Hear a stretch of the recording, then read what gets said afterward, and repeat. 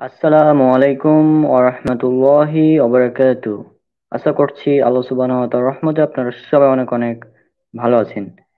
আজকে আমাদের আলোচ্য বিষয় সেটা হচ্ছে ব্রাদার রাহুল এবং আসাদ নূরের যে ডিবেটটা হলো সেটা নিয়ে আমরা পর্যালোচনা করব।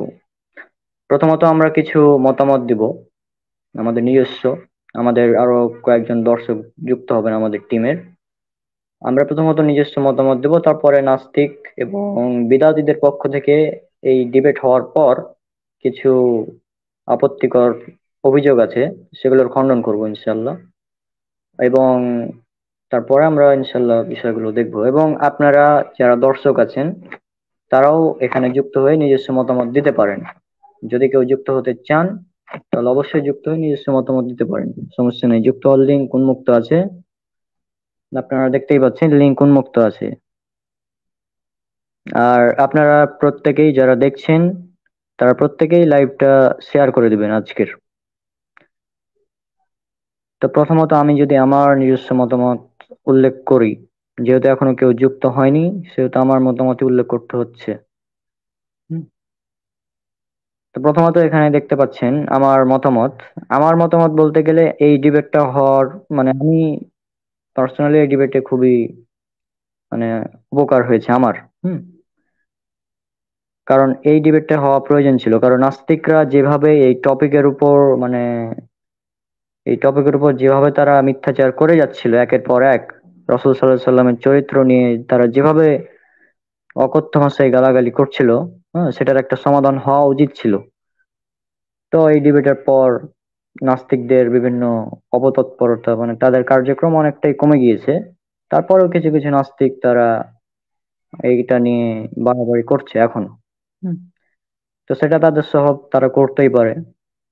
তা আমার মতামত পার্সোনালি এই ডিবেটটা হওয়া খুবই প্রয়োজন ছিল। হুম। তাছাড়া এই ডিবেট হওয়ার পরে অনেকেই আপনার বিষয়টা ভালোভাবে বুঝতে পেরেছে। এখানে আপনারা স্লাইড দেখতে পাচ্ছেন। এখানে একজন ভাই তিনি লিখেছেন যে ব্রাদার রাহুলের ডিবেট দেখে আজ আমার নিজের মনের সংশয় দূর হলো। আমি নিজেও নাস্তিক আসাদ নূরের ভিডিও দেখে সংশয়ে ছিলাম অনেক দিন ধরে। আর ব্রাদার রাহুল আচ্ছা আর ব্রাদার রাহুলের বিশেষ করে দ্বিতীয় পর্ব দেখার পর সমস্ত সংশয় দূর হয়ে গেল। সবচেয়ে ভালো লেগেছে সেই কথা, নাস্তিক আসাদ নূর দাবি করেছিল বাল্য বিবাহ করলে এই ক্ষতি সেই ক্ষতি হয়, কিন্তু ব্রাদার রাহুল চ্যালেঞ্জ করলেন বাল্য বিবাহ করলে যে ক্ষতি হয়। মানে আপনার কমেন্টটা দেখতেই পাচ্ছেন। হুম। ব্রাদার রাহুল চ্যালেঞ্জ করলেন যে বাল্য বিবাহ করলে যে ক্ষতি হয় আপনি বললেন, তার একটি ক্ষতি আয়েশা রাদিয়াল্লাহু আনহা এর হয়নি, তা আপনি পারবেন না, দেখাতে পারবেন না। যেহেতু বাল্যবিবাহের কোনো ক্ষতি আম্মা আয়েশার মধ্যে ছিল না, তাই এটা প্রমাণ হলো যে আয়েশা রাদিয়াল্লাহু আনহার বিয়ে বাল্যবিবাহ ছিল না। যদি ব্রাদার রাহুল আমি যেভাবে কমেন্ট করলাম সেভাবে বলেন না, আচ্ছা, এটা একটা কথা। এবং আরো একটি কমেন্ট আরেকজন করেছেন, এতদিন আবেগ আর বিশ্বাস দিয়ে আয়েশা রাদিয়াল্লাহু আনহু ও নবী সাল্লাল্লাহু আলাইহি সাল্লামের বিয়েকে সঠিক ও নৈতিক মনে করে এসেছি। হুম। আর কালকের পর থেকে যৌক্তিক ও বৈজ্ঞানিক ভাবেও যে এটা যুক্তিযুক্ত তা বিশ্বাস করেছি। এই বিতর্কের পরে ঈমান নতুন করে চাঙ্গা হয়েছে, আলহামদুলিল্লাহ। কে কি মন্তব্য করলো এ বিষয়ে ফালতু সময় নষ্ট করার কোনো প্রয়োজন হয় না। তো এই ধরনের বিষয়গুলোই যে অনেকেই বিষয়টা থেকে, মানে সংশয় থেকে মুক্ত হয়েছে। অনেকের মধ্যে এই বিষয়টা নিয়ে সংশয় ছিল যে রাসূল সাল্লাল্লাহু আলাইহি সাল্লাম কেন 6 বছর বয়সে আম্মা আয়েশার সাথে বিয়ে করলেন, এই বিষয় নিয়ে অনেকেই সংশয়ে ছিল। তো এই বিষয়টা একদম ক্লিয়ার হয়ে গিয়েছে। আমাদের মুজাহিদ ভাইয়ের জয়েন হওয়ার কথা ছিল, তিনি এখনো যুক্ত হননি। মুজাহিদ ভাই, আপনি লাইভে যদি দেখে থাকেন তাহলে যুক্ত হন তাড়াতাড়ি। হুম। আর এখানে আরো একটি বিষয় আমি যেটা বলতে চাই, যে এসব নাস্তিক এই রাসূল সাল্লাল্লাহু আলাইহি সাল্লাম এবং আম্মা আয়েশার বিয়ে নিয়ে বাড়াবাড়ি করে, কিন্তু আমার কথা হচ্ছে এই বিয়েতে আবু বকর রাদিয়াল্লাহু আনহু তার মত ছিল, আয়েশা রাদিয়াল্লাহু আনহু এর মত ছিল। হ্যাঁ, নিজ ইচ্ছায় বিয়ে করেছেন। মানে যার বিয়ে তার নাম নাই আর পাড়াপড়শির ঘুম নাই, জেঠার ব্রাদাররাও লাইভে বলেছিলেন বিষয়টা এরকমই। এই বিষয়ে আমাদের এর আগেও একটি ভিডিও ছিল আমাদের চ্যানেলে, আপনারা দেখতে পাবেন। আমরা এই বিষয়ে অনেক আগেই ভিডিও করে রেখেছিলাম এই টপিকের উপর। তবে তারপরেও নাস্তিকরা মানে বিভিন্ন তারা অভিযোগ করবে। আর ব্রাদার রাহুলের এই লাইভে আরো একটি বিষয় তিনি সম্ভবত উল্লেখ করা উচিত ছিল আমি মনে করি, সেটা হচ্ছে যে নাস্তিক আসাদ নূর একটি হাদিস দেখিয়ে বলেছিল যে এই হাদিসে বলা হচ্ছে যে রসুল সাল্লাহ সাল্লাম 9 বছরে রসুল আম্মা আয়েশার সাথে সহবাস করেছিলেন একটি হাদিসে। তবে এই হাদিসটা ব্যাখ্যা করা উচিত ছিল, কারণ আমরা এটার ফলাফল দেখেছি। কারণ এখানে আরবি যে শব্দটা উল্লেখ করা আছে সেটা মূলত আলাদা। আমরা যদি হাদিসটার বের করি তাহলে দেখানো যাবে।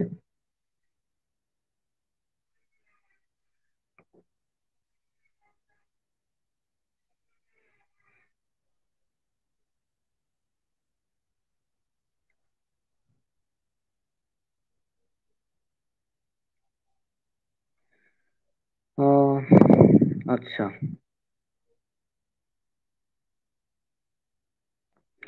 আমার স্ক্রিন দেখা যাচ্ছে কিনা বলবেন জাস্ট একটু। এই যে এখানে দেখুন, এখানে একটা আর্টিকেল আছে রেসপন্স টু অ্যান্টি ইসলাম ওয়েবসাইটে। সেটা হচ্ছে নবী সাল্লাল্লাহু আলাইহি সাল্লাম কি 9 বছর বয়সে আয়েশা রাদিয়াল্লাহু আনহার সাথে সহবাস করেন? এটা হচ্ছে বিভিন্ন হাদিস দেখিয়ে দাবি করা হয় যে আয়েশা রাদিয়াল্লাহু আনহার বয়স যখন 9 বছর ছিল তখন নবী সাল্লাল্লাহু আলাইহি সাল্লাম তার সাথে সহবাস করেছিলেন। এহেন দাবি করে ইসলামের শত্রুরা নবী করিম সাল্লাল্লাহু আলাইহি সাল্লামকে শিশুকামে বলার স্পর্ধা দেখায়, নাউজুবিল্লাহ। এই লেখাটিতে একটি ভাষাগত আলোচনার মাধ্যমে ভাষাগত আলোচনার মাধ্যমে পরীক্ষা নিরীক্ষা ও বিশ্লেষণ করা হবে যে উক্ত হাদিসগুলো আসলে এমন কিছু বলা হয়েছে নাকি অন্য কিছু বোঝানো হয়েছে। এই মর্মে যে হাদিসগুলো দেখানো হয় তার সবগুলোরই মূল রূপ কিছুটা এমন যে আয়েশা রাদিয়াল্লাহু আনহা থেকে বর্ণিত, তিনি বলেন আমার বয়স যখন 6 বছর বয়স তখন রাসূলুল্লাহ সাল্লাল্লাহু আলাইহি ওয়াসাল্লাম আমাকে বিয়ে করেন, এবং আমি যখন 9 বছর বয়সে ছিলাম তখন আমার সাথে সহবাস, যে অর্থ প্রচার করা হয় আর কি, সেটা করেন। কিন্তু বিভিন্ন বর্ণনাটির কিছু রেওয়ায়েত আয়েশা রাদিয়াল্লাহু আনহা তৃতীয় তৃতীয় ব্যক্তি, থার্ড পারসন হিসেবে এসেছেন, এবং বচনভঙ্গি শব্দের ছোটখাটো পার্থক্যের বিবেচনায় এই হাদিসটির একাধিক ধরনের রেওয়ায়েত রয়েছে। আবার এই সংক্রান্ত হাদিসের ইংরেজি অনুবাদে কনসুমেন্ট শব্দটি দেখে অনেকে ধারণা করেন এখানে মূল আরবিতে সহবাসের কথা বলা হয়েছে। হাদিসটির যে সমস্ত রেওয়ায়েত দাবি করা হয় যে তিনি রাদিয়াল্লাহু আনহা সহবাসের কথা উল্লেখ করেছেন, সেসব রেওয়ায়েতে আহ, আল বায়া আল বানাউবি আল বানাউবি এবং আদ দুখুলুবি এই দুইটি কথা ব্যবহৃত হয়েছে। উল্লেখিত আল বানাউবি কথাটির অর্থ যে আল দুখুলুবি কথাটির অর্থ তাই। এই দুটি কথা একে অপরের সমর্থক। জামালউদ্দিন ইবনে জাওজি রাহিমাহুল্লাহ তার কাশফুল মুশকিল মিন হাদিসিস সহিহাইন গ্রন্থে লিখেছেন, একজন মহিলার সহিত আল বানাউবি হওয়া মানে হলো উক্ত মহিলার সহিত আদ-দুখুলুবি হওয়া। আর এই আল-দুখুলুবি কথাটি দুইটি অর্থ হয়, একটি হলো বিয়ে করে সহবাস করা, আর একটা হলো নির্জনে সাক্ষাৎ করা। ডক্টর আহমদ মুখতার আব্দুল হামিদ উমার তার অবদান মুজামুল লুগাতিল আরাবিয়াতিল মুয়াসিরাহতে লিখেছেন, স্বামী তার স্ত্রীর সহিত দুখুলুবি করলো বা আদ-দুখুলু আলা করলো, সে তার স্ত্রীর সহিত নির্জনে সাক্ষাৎ করলো। প্রথম অর্থ তাকে বিয়ে করে তার সাথে সহবাস করলো, দ্বিতীয় অর্থ এটা। এর পূর্বেই স্পষ্ট হয়েছে যে আদ-দুখুলু বি এবং আল-বানাউ বি এই একই অর্থে একই অর্থ বিশিষ্ট একটি অপরের সমর্থক। সুতরাং আদ-দুখুলু বি ও আল-বানাউ বি কথা দুটি সহ বর্ণিত রেওয়ায়াতগুলো দ্বারা দুটি বিষয় বোঝানো হয়ে থাকতে পারে। হয় এর দ্বারা নিছক নির্জনে সাক্ষাৎ করা বোঝানো হয়েছে, না হয় এর দ্বারা সহবাস করা বোঝানো হয়েছে। এই কথা দুটি সহ বর্ণিত রেওয়ায়েতগুলো নিজেরা এটা স্পষ্ট করছে না যে হাদিসে সহবাস বোঝানো হয়েছে নাকি নির্জনে সাক্ষাৎ করা বোঝানো হয়েছে। এখানে উভয় অর্থের যে কোনোটি হবার সম্ভাবনা থাকে। তবে অন্য কিছু রেওয়ায়েত অন্যান্য কিছু রওয়ায়াতের সাহায্যে এটি স্পষ্টীকরণ পাওয়া যায়, সুনির্দিষ্টভাবে বোঝা যায় যে এখানে কোনো অর্থ প্রযোজ্য হবে। আলোচ্য হাদীসটি বিভিন্ন রেওয়ায়েতে আদ-দুখুলু বি এবং আল-বানাউ বি এর বদলে বিকল্প হিসেবে ভিন্ন কিছু কথা বর্ণিত হয়েছে, যা নিম্নে উল্লেখ করা হলো।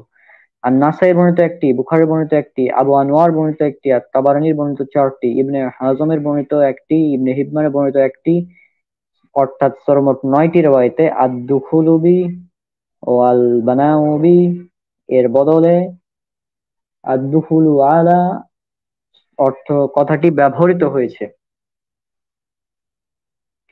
আচ্ছা, এখনো কেউ যুক্ত হচ্ছেন না?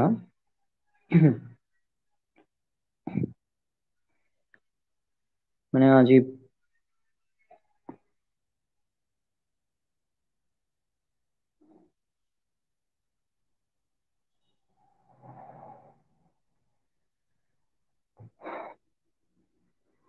আচ্ছা মুজাহিদ ভাই, আপনি এখনো যুক্ত হননি, দ্রুত যুক্ত হবেন, হ্যাঁ, কারণ আপনার আলোচনা এখানে প্রয়োজন। তো যাই হোক, আমি যেটা আলোচনা করছিলাম সেখানে আবার যাচ্ছি। তারা এখনো যুক্ত হয়নি, যুক্ত হলে তাদেরকে অ্যাড করব।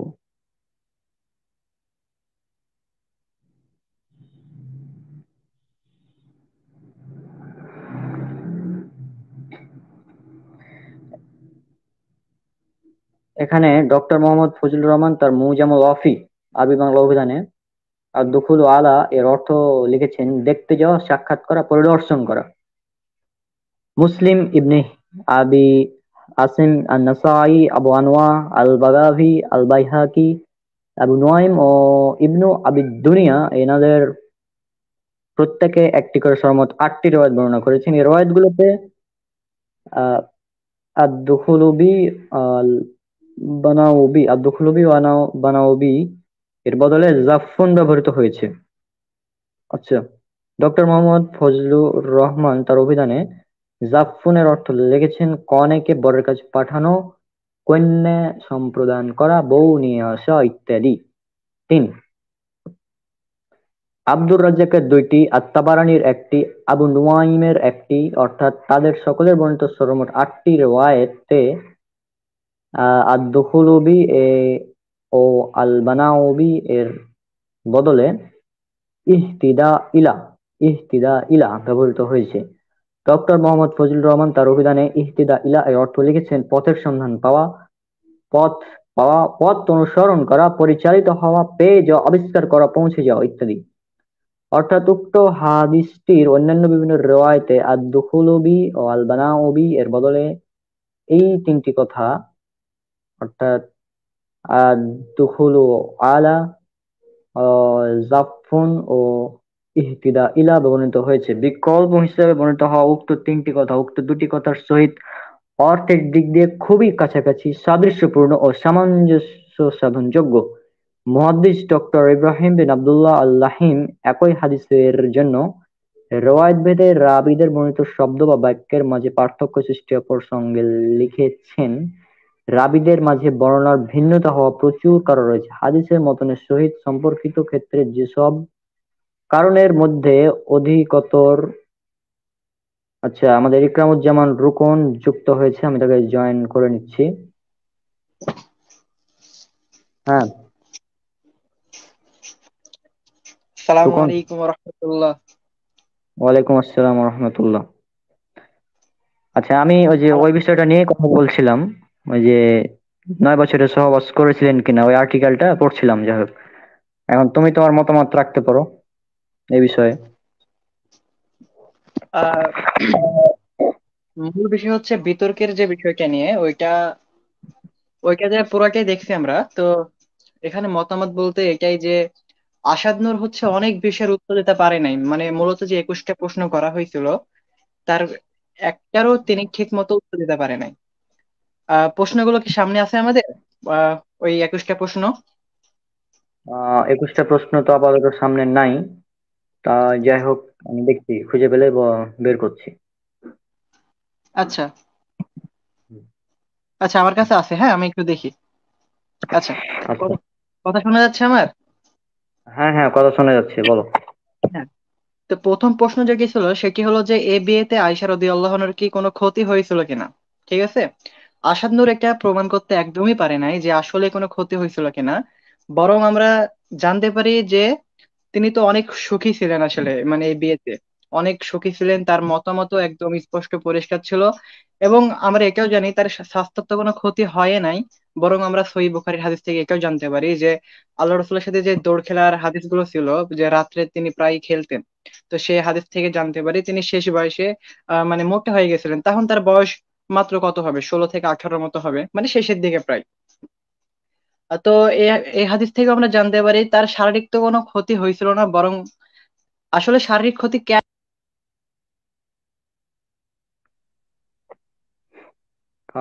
রুকন, তোমার সাউন্ড অফ হয়ে গেছে। এবার শোনা যাচ্ছে? হ্যাঁ, এবার শোনা যাচ্ছে। আচ্ছা। তো আমরা যে যেটা বলছিলাম সেটা হলো যে তিনি পরিপূর্ণ নারীতে রূপান্তরিত হয়েছিলেন, সুতরাং তিনি শিশু ছিলেন এই দাবি একদমই অযৌক্তিক। কারণ এটা প্রমাণ করতেও সে পারে নাই, একদমই প্রমাণ করতে পারে নাই। তো যেহেতু তিনি নারীতে রূপান্তরিত হয়ে গেছিলেন পরিপূর্ণ, যেগুলো মানে একটা নারী হওয়ার জন্য যথেষ্ট, তো এই কারণে তার শারীরিক তো কোনো ক্ষতি হয় নাই এবং তিনি বিয়েতে অনেক খুশি ছিলেন। সুতরাং এটা প্রথম প্রশ্নের উত্তর আসাদ নূর দিতে পারে নাই। দ্বিতীয় প্রশ্নটা কি ছিল, সেটি ছিল যে আপনি যদি এই সংজ্ঞার সাথে একমত না হন তাহলে আপনার নৈতিকতার সংজ্ঞা কি। মূলত এই নৈতিকতার সংজ্ঞাটাও আসাদ নূর দিতে পারে নাই। আসাদ নূরের নাস্তিক হুমায়ুন আহমেদ আজাদের বই থেকে আসলে আহমেদের বই থেকে যেটা দেখানো হয়েছে আর কি, যে নৈতিকতার সংজ্ঞা কি, আসাদ নূর হুমায়ুন আহমেদকে নিয়ে মানে অনেকগুলো ভিডিও বানাইছে আর কি। তারপরেও সে হুম। মানে মানতে নারাজ, তাই না, মানতে নারাজ একদম, যে তার সংজ্ঞা নিবে না সে। হুম। তো এ বিষয়ে সে নৈতিকতার সংজ্ঞা দিতে পারেনি। মূল আলোচনা কি ছিল যে বিয়েটা নৈতিক ছিল না অনৈতিক ছিল, কিন্তু সে আলোচনার বাইরে গিয়ে আলোচনা করছে, মানে টপিক্সের বাইরে একদম। মূল যে টপিক ছিল হ্যাঁ। এটার বাইরে গিয়েছে তিনি আলোচনা করেছেন।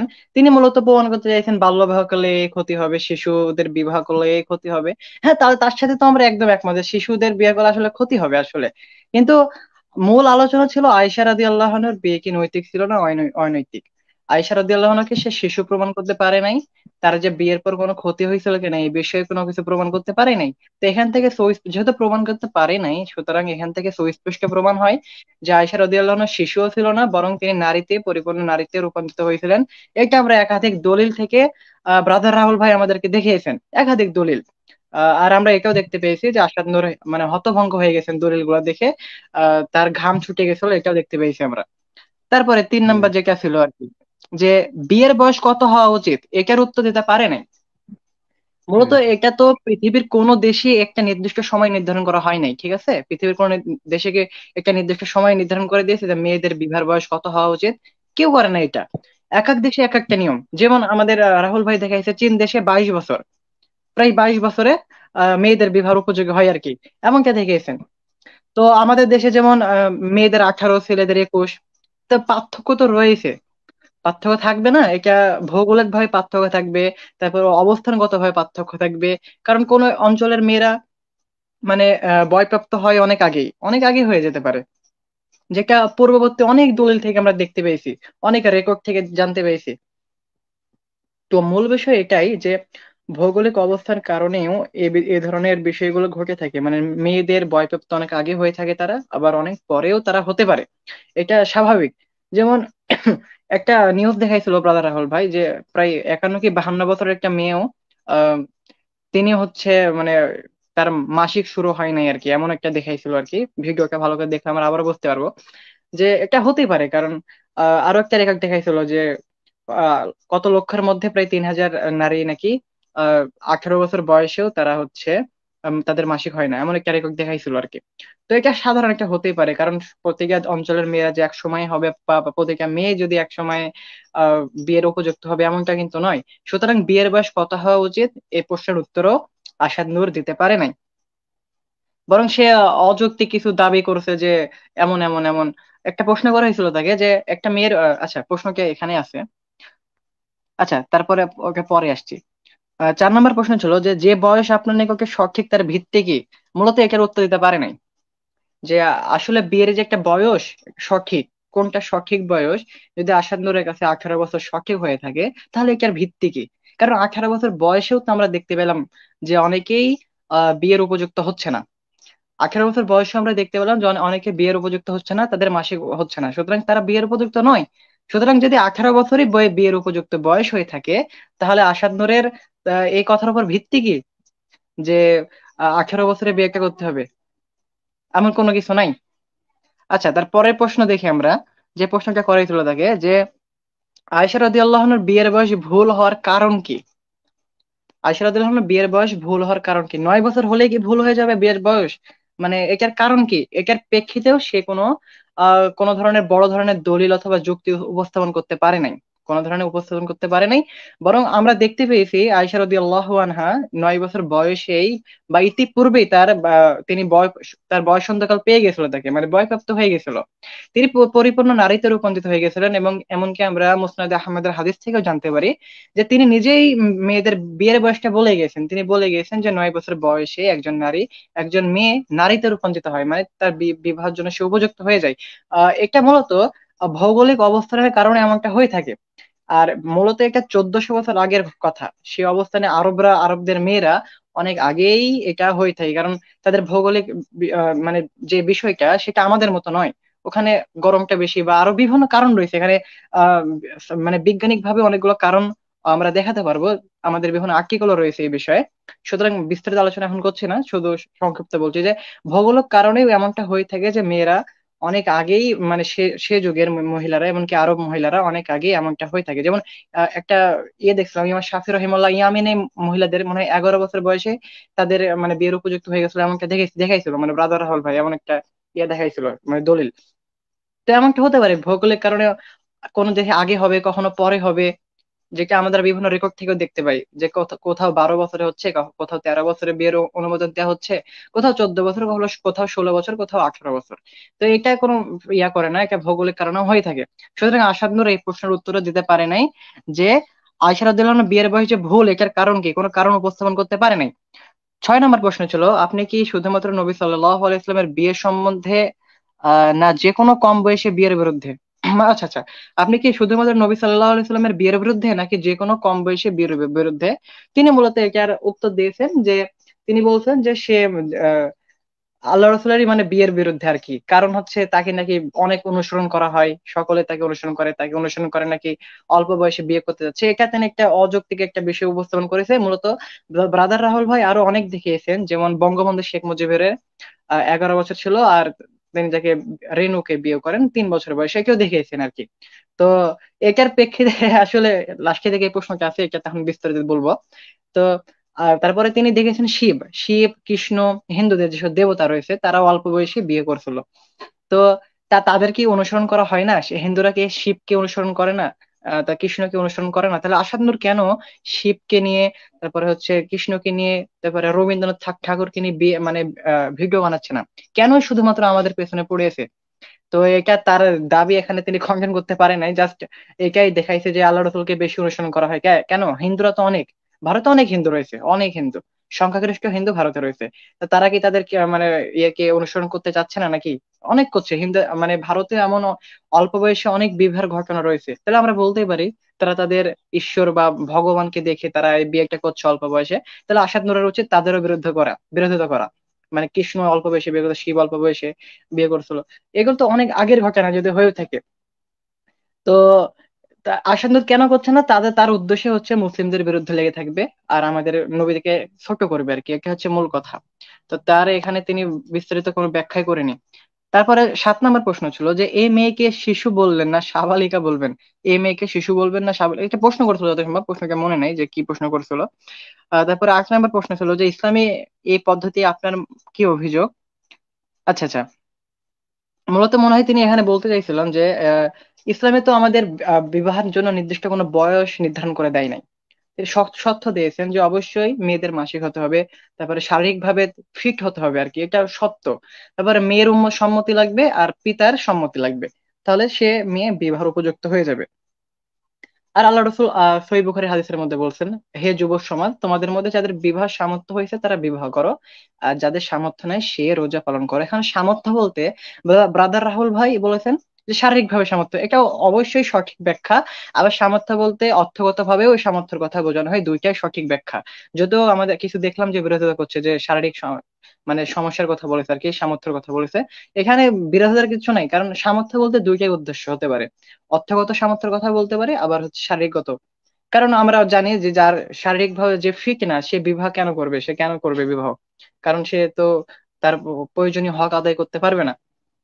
সুতরাং সামর্থ্য অর্জন করার পরে যুবক সমাজকে বিবাহ করার জন্য বলা হয়েছে, আর বিবাহ করতে নিষেধ করতে বলা হয়েছে, যে তার যে সামর্থ্য অর্জন না করতে পারে তাহলে তারা যেন সিয়াম পালন করে আর কি।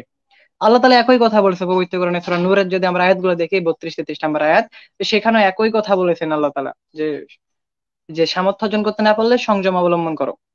সংযম কি হাদিস থেকে জানতে হবে, সেটা সিয়াম। সুতরাং আমাদের ছেলেদের বা মেয়েদের নির্দিষ্ট বিবাহের বয়স সীমা নির্ধারণ করে নাই। এখানে ভুল কোথায়? এখানে ভুলের তো কিচ্ছু নাই। ইসলাম কত সুন্দর একটা মানে ব্যবস্থা করে দিয়েছে, এত সুন্দর একটা, যে অবশ্যই সে মেয়েকে বিবাহের উপযোগী হতে হবে, উপযোগী হতে হবে, ফিট হতে হবে বিবাহের জন্য। সে অল্প বয়স হোক আর বেশি বয়স, যদি সে একটা মেয়ে 12 বছরের হয়ে যায়, 13 বছরে হয়ে যায়, 14 বছরে হয়ে যায়, 15 বছর হয়ে যায়, সে ফিট একদম, তাকে বিয়ে দেওয়া যাবে, কোনো সমস্যা নেই এতে। কারণ তার শারীরিক কোনো সমস্যা হবে না, মানুষ দেখলেই বুঝতে পারবে, বা তার পিতা মাতা জানবে যে আসলে আমার মেয়েটা ফিট কিনা, আসলে ফিট কিনা এটা জানবে। তো এই বিষয়টা আহ এমনই বিষয় যে বিবাহের বয়স অল্পতে হয়ে যেতে পারে, বেশিতে হয়ে যেতে পারে। তো ইসলামিক এই ব্যবস্থা দিয়েছেন আমাদের, আলহামদুলিল্লাহ আমরা এখানে অনেক সন্তুষ্ট। এর বিরোধিতা করতে পারেনি আসাদ নূর, এটার উত্তর দিতে পারেনি কোনো, যে পদ্ধতিতে আপনার মানে মতামত কি, এই পদ্ধতিতে আপনার মতামত কি, এটা বলতে পারে, মানে কোনো সমস্যা আছে কিনা এটার উত্তর দিতে পারে নাই। তারপরে প্রশ্ন আরেকটা, যে একজন মেয়ে 18 বছর বয়সে, যে এটার উত্তর দিয়েছি, একজন মেয়ে 18 বছর বয়স কিন্তু শারীরিক সক্ষমতা নয়, আধুনিক আইনে তার বিয়ে বা সেক্স বৈধ না অবৈধ? আচ্ছা, প্রশ্ন করা হয়েছিল যে একজন মেয়ে হচ্ছে 18 বছরে আহ মাসিক হয় না আর কি, মানে বিবাহের উপযোগী না, এখন যদি তার বিয়ে হয় তাহলে সে, তার জন্য আধুনিক নিয়মে বিয়ে কি বৈধ, তার সেক্স কি বৈধ কিনা? এটার উত্তরও সে ভালো মতো ঠিক মতো দিতে পারে নাই, এটি দিতে পারে না এটার উত্তরও ঠিক মতো। সে নাকি, সে শুধু বলে যাচ্ছে সে নাকি আগে উত্তর দিয়েছে, আগে উত্তর দিয়েছে, মূলত প্রথম আলোচনায় ভূমিকা পড়বে কি, এগুলো উত্তর হয় না। সে অযথা মানে দাবি করে গেছে শুধু।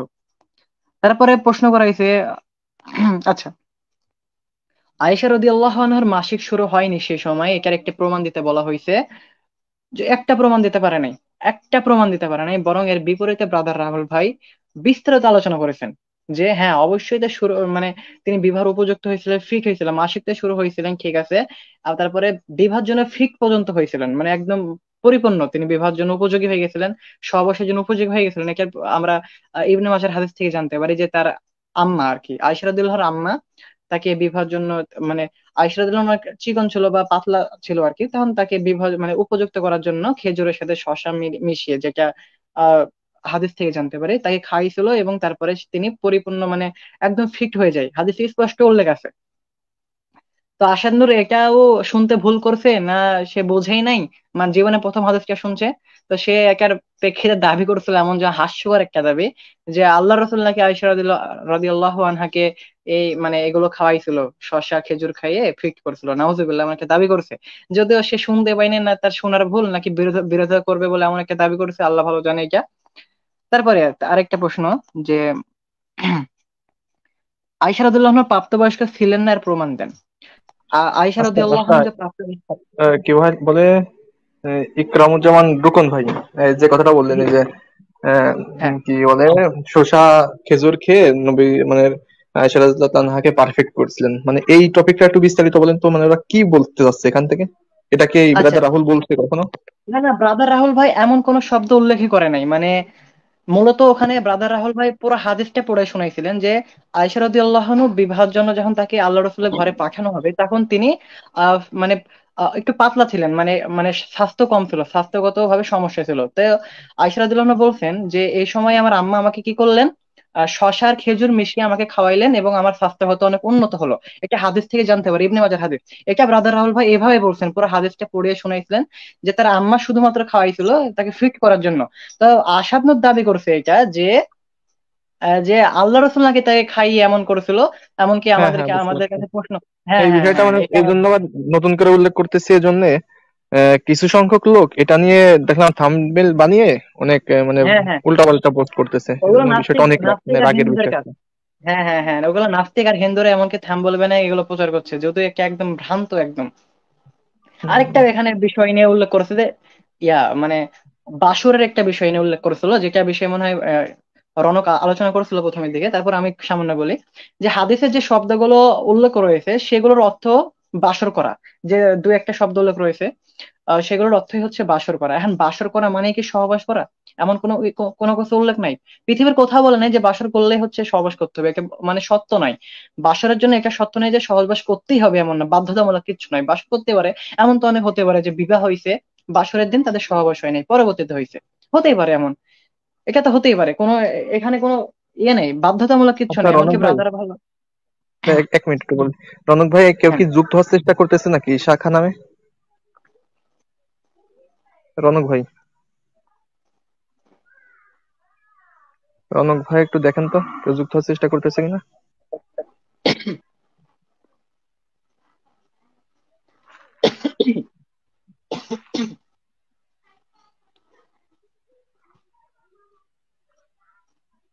হ্যাঁ রনক।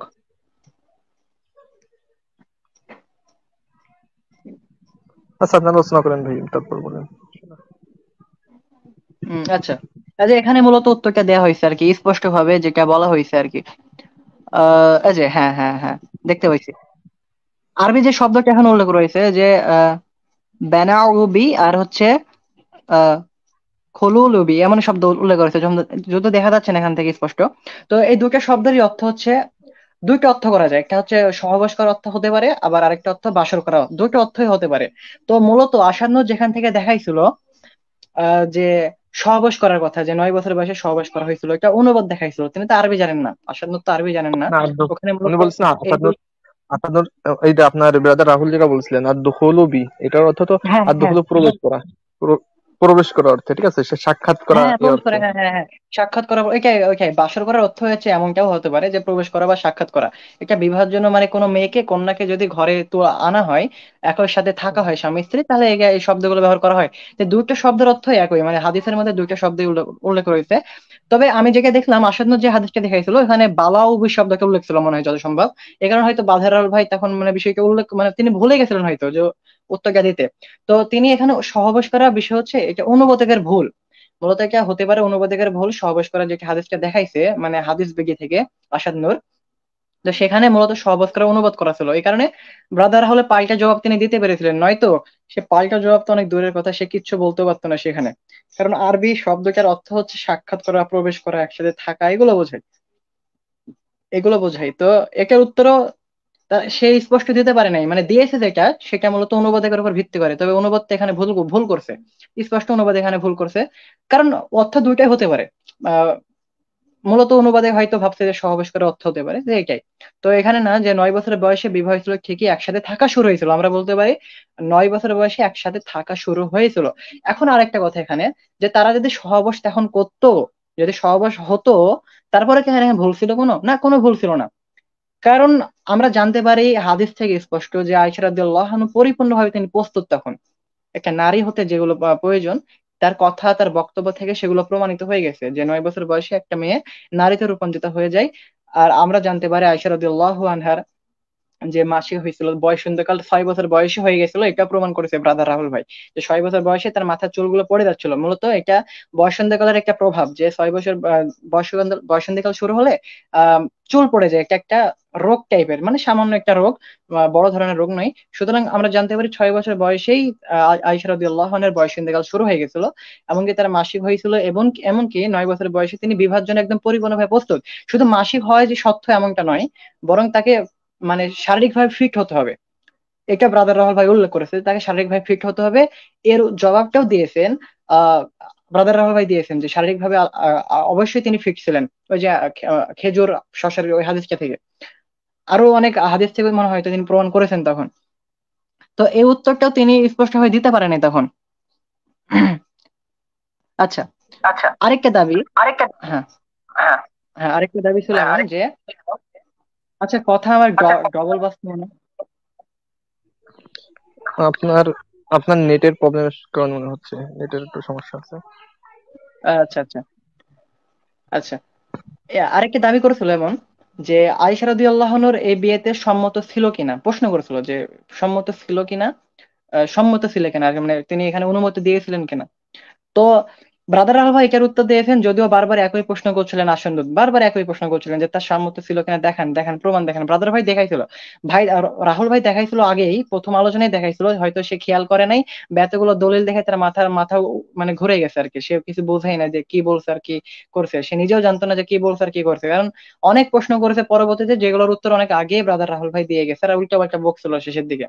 তো সম্মতি অবশ্যই ছিল, কারণ আয়েশা রাদিয়াল্লাহু আনহার বয়স যখন 17 থেকে 18 বা শেষের দিকে প্রায়, মানে যে বলতে পারি মানে আল্লাহ রসুলের বয়স মৃত্যুর আগে, মানে তিনি যখন জিজ্ঞেস করেছিলেন তোমার বিয়েতে সম্মতি ছিল কিনা, বা তালাকের যে একটা বিষয় নিয়ে অনুমতি চাইছিল আর কি, যে তুমি চাইলে তোমার পিতা মাতার সাথে আলোচনা করে আহ তালাক মানে ইয়া করতে পারতো, বা ইয়া করতে পারো, তুমি বিবাহকে ক্যান্সেল করতে পারো, এমন একটা হাদিস দেখাইছিল, সহিহ হাদিস।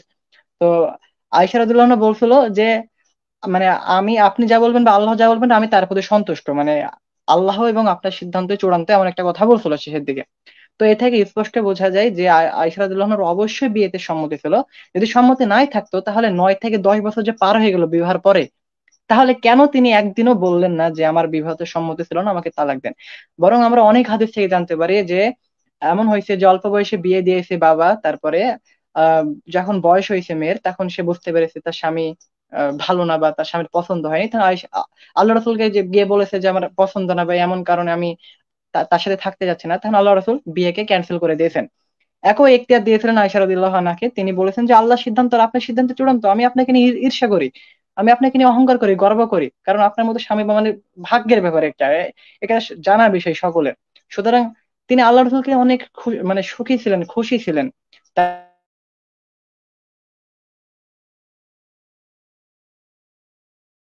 তাকে ইখতিয়ার দেওয়া হয়েছিল যে তুমি চাইলেই মানে মানে তালাক দিতে পারো বা এমন একটা ইয়ে করতে পারো। তো এখান থেকে বোঝা যায় অবশ্যই তার সম্মতি ছিল, যদিও এটার আসাদ নূর এর পাল্টা কোনো জবাব দিতে পারে নাই, কোনো জবাব দিতে পারে নাই। যাক আলহামদুলিল্লাহ। তারপরে আর প্রশ্ন। আচ্ছা, মৃত্যুর পর্যন্ত আয়েশা রাদিয়াল্লাহু আনহা যে মানে খুশি ছিল না, আর একটা প্রমাণ দেন, এটা প্রমাণ দিতে পারে নাই, বরং এর এর বিপরীতে একাধিক প্রমাণ দেখেছেন রাহুল ভাই, যে অবশ্যই খুশি ছিলেন তিনি। তিনি যে এত হাদিস বর্ণনাকারী, প্রায় 2210টি হাদিস বর্ণনাকারী আয়েশা রাদিয়াল্লাহু আনহা, একটা হাদিসও তিনি বলে গেলেন না যে আমি খুশি ছিলাম না, এরকম একটা কথা উল্লেখ করে নাই। বরং এর বিপরীতে অনেক হাদিস রয়েছে যে তিনি বলেছেন আমি আপনাকে নিয়ে ঈর্ষা করি, আপনাকে নিয়ে গর্ব করি, মানে এমন অনেক। তাদের বৈবাহিক জীবনটা যে যাই দেখবে, যে সিরাত গ্রন্থগুলো পড়বে আল্লাহ রসুলের উপর, এমনি দেখতে পারবে তারা কত খুশি ছিলেন।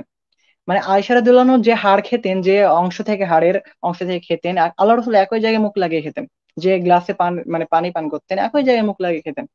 এগুলো তাদের মধ্যে ভালোবাসার মানে একটা আহ, বহিঃপ্রকাশ দেখা গিয়েছিল, মানে এত সুন্দর একটা তাদের জীবনে কি ছিল, আমরা পড়লেই বুঝতে পারবো। আশাদ নূর তো জীবনে পড়েও নাই মনে হয় এগুলো, জীবনে পড়ে নাই, জীবনে পড়তো, যদি পড়তো তাহলে সে এগুলো মানে অভিযোগ করতেও পারতো না।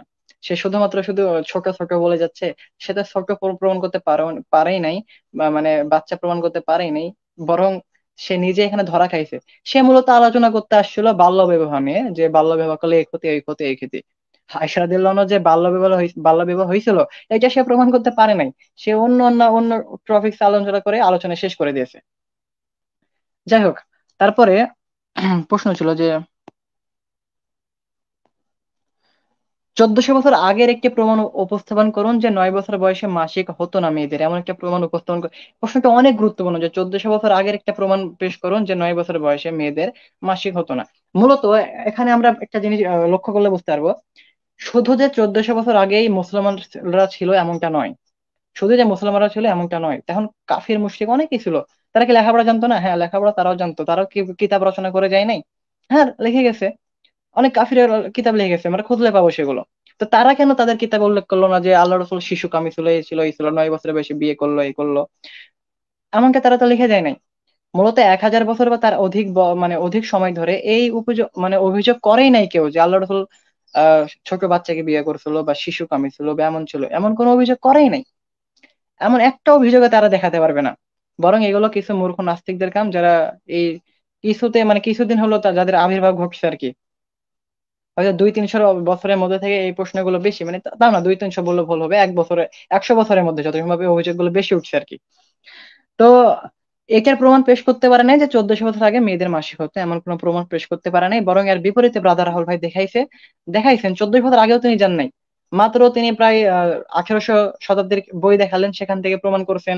তার ইতিপূর্বে বই থেকে প্রমাণ করা যায় যে হ্যাঁ অবশ্যই হতো, কারণ ভৌগোলিক অবস্থান ভেদে নারীদের মাসিকের পরিবর্তন হতে পারে।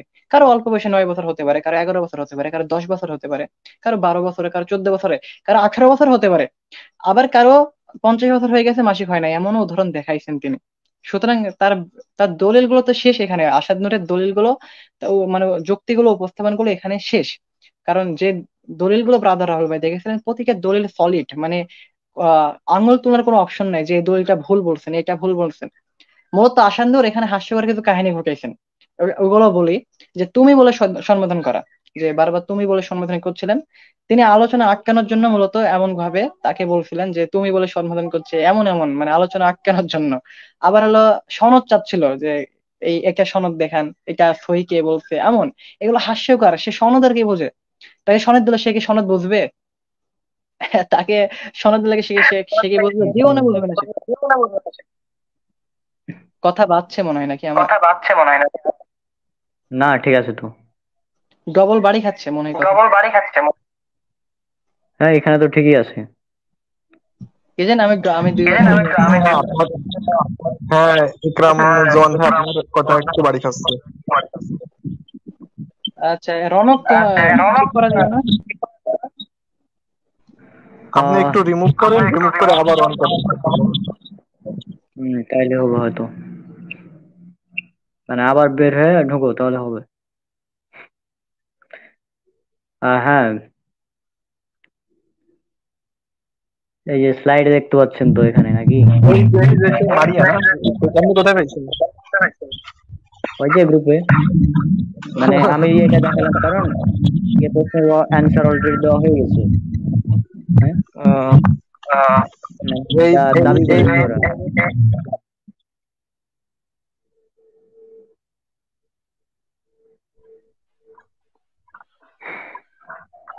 লাইভটা আজীব হওয়ার প্রশ্ন। আগে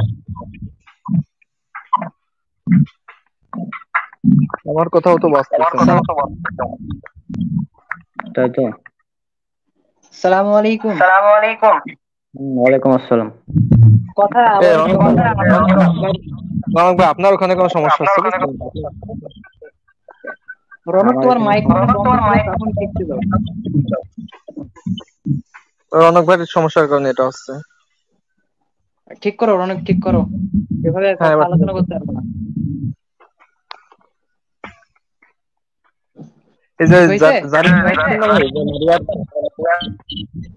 ঠিক হয় না এখনো, বাচ্চা এখনো। আচ্ছা, আমি রনক ভাই বের হয়ে আবার আসছি। আমরা আচ্ছা আলোচনা করতে থাকো, বের হয়ে আসছি। আচ্ছা, ঠিক আছে। তো যে বিষয়ে আলোচনা করছিলাম সেটা হচ্ছে যে উম, আচ্ছা, ওইটা আবার বের করি প্রশ্নগুলো।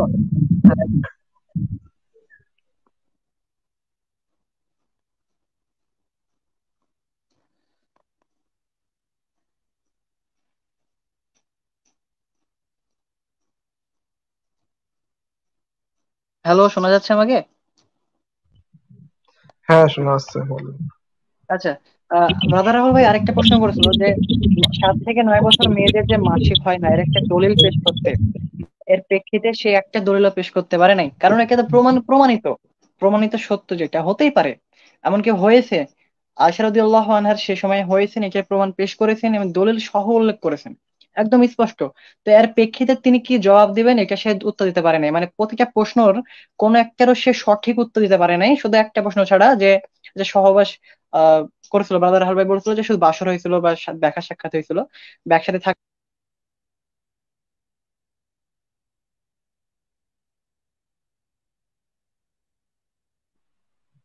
হ্যালো,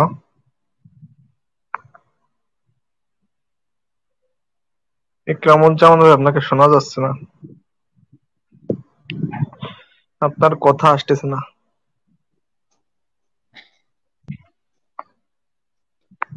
কি হ্যাঁ, একটা শুনতে পারছেন? মুসিবত! যে স্বপ্নকে শুনতে পাচ্ছি, আপনি শুনতে পাচ্ছেন? হ্যাঁ, এবার শোনা যাচ্ছে। আচ্ছা, বলছিলাম যে আহ 7 থেকে 9 বছর বয়সের যে মেয়েদের মাসিক হয় না এর প্রেক্ষিতে একটি দলিল উল্লেখ করতে বলছিল আর কি, একটা প্রমাণ উল্লেখ করতে বলছিল, যেটার প্রেক্ষিতে সেটা দলিল উল্লেখ আবার কথা পাচ্ছে রনক, রনকের জন্য মনে হয়। হঠাৎ কি সমস্যা হলো আমি বুঝছি না, তখন তো ঠিক চলছিল। হ্যাঁ, এবার ঠিক আছে তো? শোনা যাচ্ছে এবার? আচ্ছা, হ্যাঁ এবার হ্যাঁ, ঠিক শোনা আছে কি? আমি যাচ্ছে। আমি ডবল শুনছি আমার কথা। এই আমি ডবল তো এখানে বাজলে ঠিক। আচ্ছা রিজল ভাই, আমার আপনাদের কথা কি এখন কাটতে যাচ্ছে না ঠিক আছে নাকি? আপনাদের সবার কথাই আমার কাছে ক্লিয়ার আসতেছে এখন। ও, আচ্ছা, আমারই সমস্যা নাকি? আচ্ছা রুকনের এখানে দুটা ডিভাইস দেখছি কেন? ও আচ্ছা আচ্ছা আচ্ছা, বুঝছি বুঝছি বুঝছি বুঝছি। ওই জন্য ডাবল ডাবল বাজছে, দুটা এখানে দেখছি। আপনার আচ্ছা, থেকে তো দুটো দ্রুত দেখাচ্ছে মনে হয়। আচ্ছা এখন ঠিক আছে। হ্যালো। এখন ঠিক আছে না? হ্যাঁ মনে হয় ঠিক না আছে, এখন, এবার শোনা যাচ্ছে আমার কথা? হ্যাঁ হ্যাঁ ঠিক হ্যাঁ আছে। হ্যাঁ শোনো। আচ্ছা আচ্ছা, এবার এবার ঠিক আছে মনে হয়। আচ্ছা, তো যেটা বলছিলাম যে আচ্ছা, তাকে লাইভটা প্রশ্ন করা লাইভটা হয়েছিল। কয়টা পর্যন্ত করবেন? হ্যালো, ভাই শোনা যাচ্ছে? কিছু, হ্যাঁ, থার্ড দিন যুক্ত হবে কিছুক্ষণ পর, এটা তো আমি শেষ করে দেবো। আচ্ছা, আমাকে কি শোনা আচ্ছা ভাই, যাচ্ছে? তাহলে আমি কিছুক্ষণ পরে আসতেছি, বুঝছেন? একটু খাওয়া দাওয়া করিনি হ্যাঁ হ্যাঁ এখনো, শোনো। পরে হ্যাঁ আসতেছি। আচ্ছা, রনক আমাকে কি শোনা যাচ্ছে? হ্যাঁ হ্যাঁ, শোনা যাচ্ছে, বলো। আচ্ছা ঠিক আছে। তো যেটা বলছিলাম যে ব্রাদার রাহাবা একটা প্রশ্ন করেছিল যে 7 থেকে 9 বছর মেয়েদের যে মাসিক হয় না, তো এটার প্রেক্ষিতে একটা দলিল উল্লেখ করতে, যদি সে উল্লেখ করতে পারে নাই, বরং এটা তিনি পাল্টা প্রশ্ন করছিলেন এটা যে মাসিক হলে কি মেয়েরা বিবাহ উপযুক্ত হয় কিনা, কারণ মাসিক হওয়ার পরেও তো বিবাহ। আবার সাউন্ড অফ হয়ে গেল তোমার।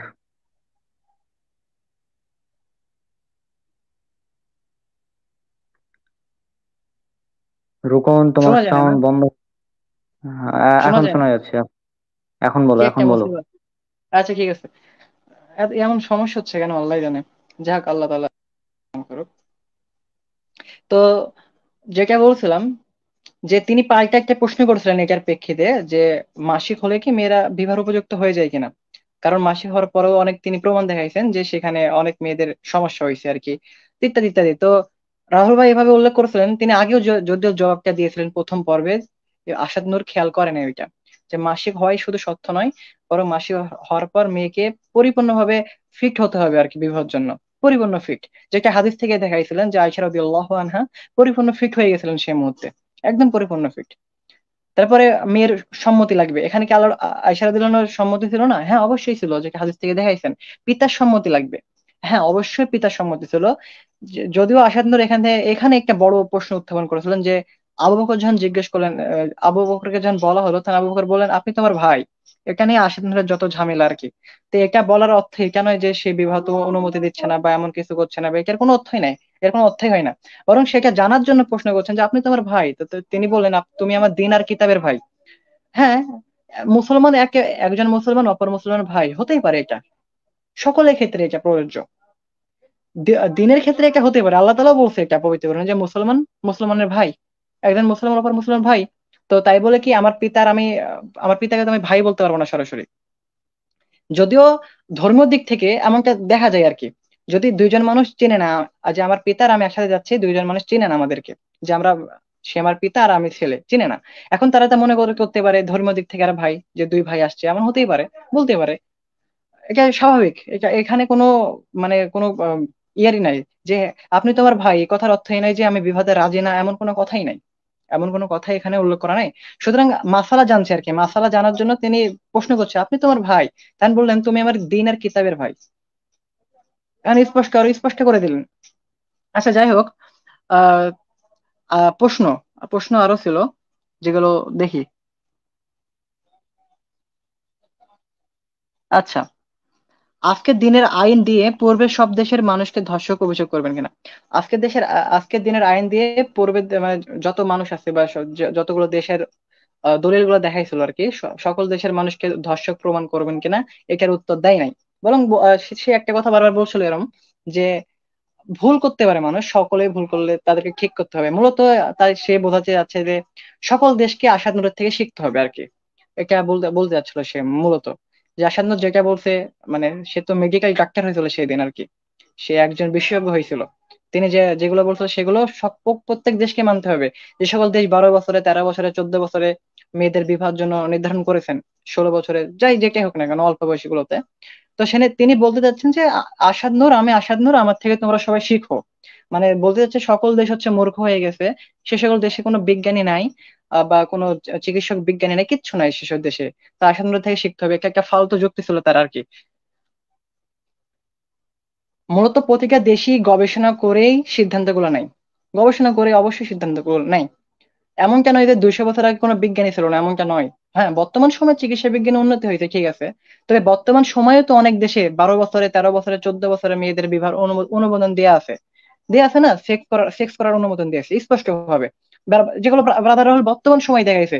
তার মানে কি আসাদুর বলতে যাচ্ছে সে সকল দেশে চিকিৎসা বিজ্ঞানী নাই, কোনো বিজ্ঞানী নাই, তারা প্রতিবাদ করছে না কেন বা এমন করছে না কেন? তারা জানে তাদের কোনো সমস্যা হবে না, তারা তাই অনুমোদন দিয়ে রেখেছে, অনুমোদন দিয়ে রেখেছে। যাই হোক, এগুলো প্রশ্নের উত্তর আরো বিস্তারিত দেওয়া যাবে।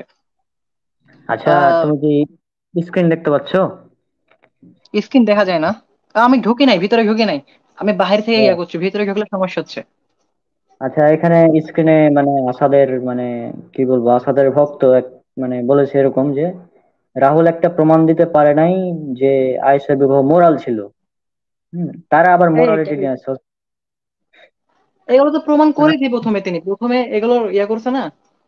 হুম, এটা কি এটা তো হাস্যকর দাবি, সে মনে হয় আলোচনা শুনে ওটা নেই প্রথমে। সেটা তো পুরা সে হাস্যকর বারবার দাবি না? হ্যাঁ হ্যাঁ, সে হুম। তো আলোচনা শুনেনি, তাকে আলোচনা আবার শুনতে হবে। তাকে তাকে বলো যে আপনি আলোচনাকে আবার শুনেন, যে তিনি অনেকগুলো দলিল দেখাইছেন যে 9 বছরে মেয়েরা বিবাহের উপযুক্ত হয়ে যায়, এবং এমনকি আয়েশা রাদিয়াল্লাহু আনহা সে সময় বিবাহের উপযোগী ছিলেন। এটা একদম প্রমাণ করাইছে। এমনকি চিকিৎসা বিজ্ঞানেও সাহায্য মানে প্রমাণ করাইছেন যে বয়ঃসন্ধিকাল 6 বছরেই তার শুরু হয়ে গেছিল, কারণ আয়েশা রাদিয়াল্লাহু আনহার মাথা চুল পড়ে গেছিল, এটা হাদিস থেকে প্রমাণিত। আর সাধারণত বয়ঃসন্ধিকালে এমনটা হয়ে থাকে। এখান থেকে স্পষ্ট বোঝা যায় যে 6 বছরেও বয়ঃসন্ধিকাল হতে পারে, এটা হতে পারে। মেয়েদের ক্ষেত্রে সাধারণত বয়ঃসন্ধিকাল আগে হয়ে থাকে, এটা সবাই জানে, সকল দেশের মানুষ এটা জানে যে আগে হয়ে থাকে এটা। যাই হোক, তাকে আর বিস্তারিত বলার কিচ্ছু নেই, তাকে এতটুকুই বলবো সে আবার যেন তার হচ্ছে ভিডিওটা মানে বিতর্কটা আবার দেখে, তাই বলবো। আচ্ছা, পরে আরো কিছু প্রশ্ন করছিল যে শ্রীকৃষ্ণ, রামচন্দ্র, শিব, শেখ মুজিবুর রহমান এরা কি ধর্ষক ছিলেন কিনা। হ্যাঁ, শ্রীকৃষ্ণ, তারপরে শিব, তারপর হচ্ছে শেখ মুজিবুর রহমান এরা কি ধর্ষক ছিলেন কিনা, যেগুলোর উত্তর সে দেয়নি। দিবে কেমনে, দিলে তো মানুষ তাকে ছেড়ে দিবে না, হিন্দুরা তাকে ছাড়বে, দেশের সরকার তাকে ছাড়বে, কিচ্ছু ছাড়বে না তাকে। এগুলো হুম। সে মূলত শেখ মুজিবের বিষয়টা নিয়ে এমনটা বলছিল যে এটা শুনে আমার একদমই হাসি পাইছে। সে বলছিল যে 11 বছর আর 3 বছরের মেয়েকে বিবাহ করে। আসলে 3 বছরের মেয়েকে বিবাহ নিয়ে তার কোনো কোনো সমস্যা নাই, তার কোনো মানে তার কাছে সাধারণ মনে হচ্ছে, মানে একটা হাস্যকর মনে হয় না বিষয়টা। যাই হোক, সে বলছিল তাদের বিবাহ পারিবারিক ভাবে হয়েছিল, যাক আলহামদুলিল্লাহ পারিবারিক ভাবে হয়েছিল, এখানে আমাদের কোনো আপত্তি নেই, হতেই পারে পারিবারিক ভাবে বিবাহ। এখন সে কি এটা বলতে চাচ্ছে যে আয়েশা রাদিয়াল্লাহু আনহার বিয়ে পারিবারিক ভাবে হয় নাই? এটা কি প্রমাণ করতে পারছে সে যে তাদের বিবাহ পারিবারিক ভাবে হয় নাই? তার বিবাহতে তার পিতার অনুমতি নিয়েছে, আল্লাহ রসুল নাই নাই? অবশ্যই নিয়েছে। হ্যাঁ, অবশ্যই নিয়েছে। এমনকি আয়েশা রাদিয়াল্লাহু আনহা আর এই কথার ওপর, এই বিবাহের প্রস্তাবে তিনি যে সন্তুষ্ট ছিলেন, তিনি তার শেষ জীবনেও বলে গিয়েছেন যে আল্লাহ এবং তার রাসূলের সিদ্ধান্ত চূড়ান্ত, এমন ভাবে বলে গেছে আমি আপনাদের উপর খুশি, এমন ভাবে তিনি বলে গেছে।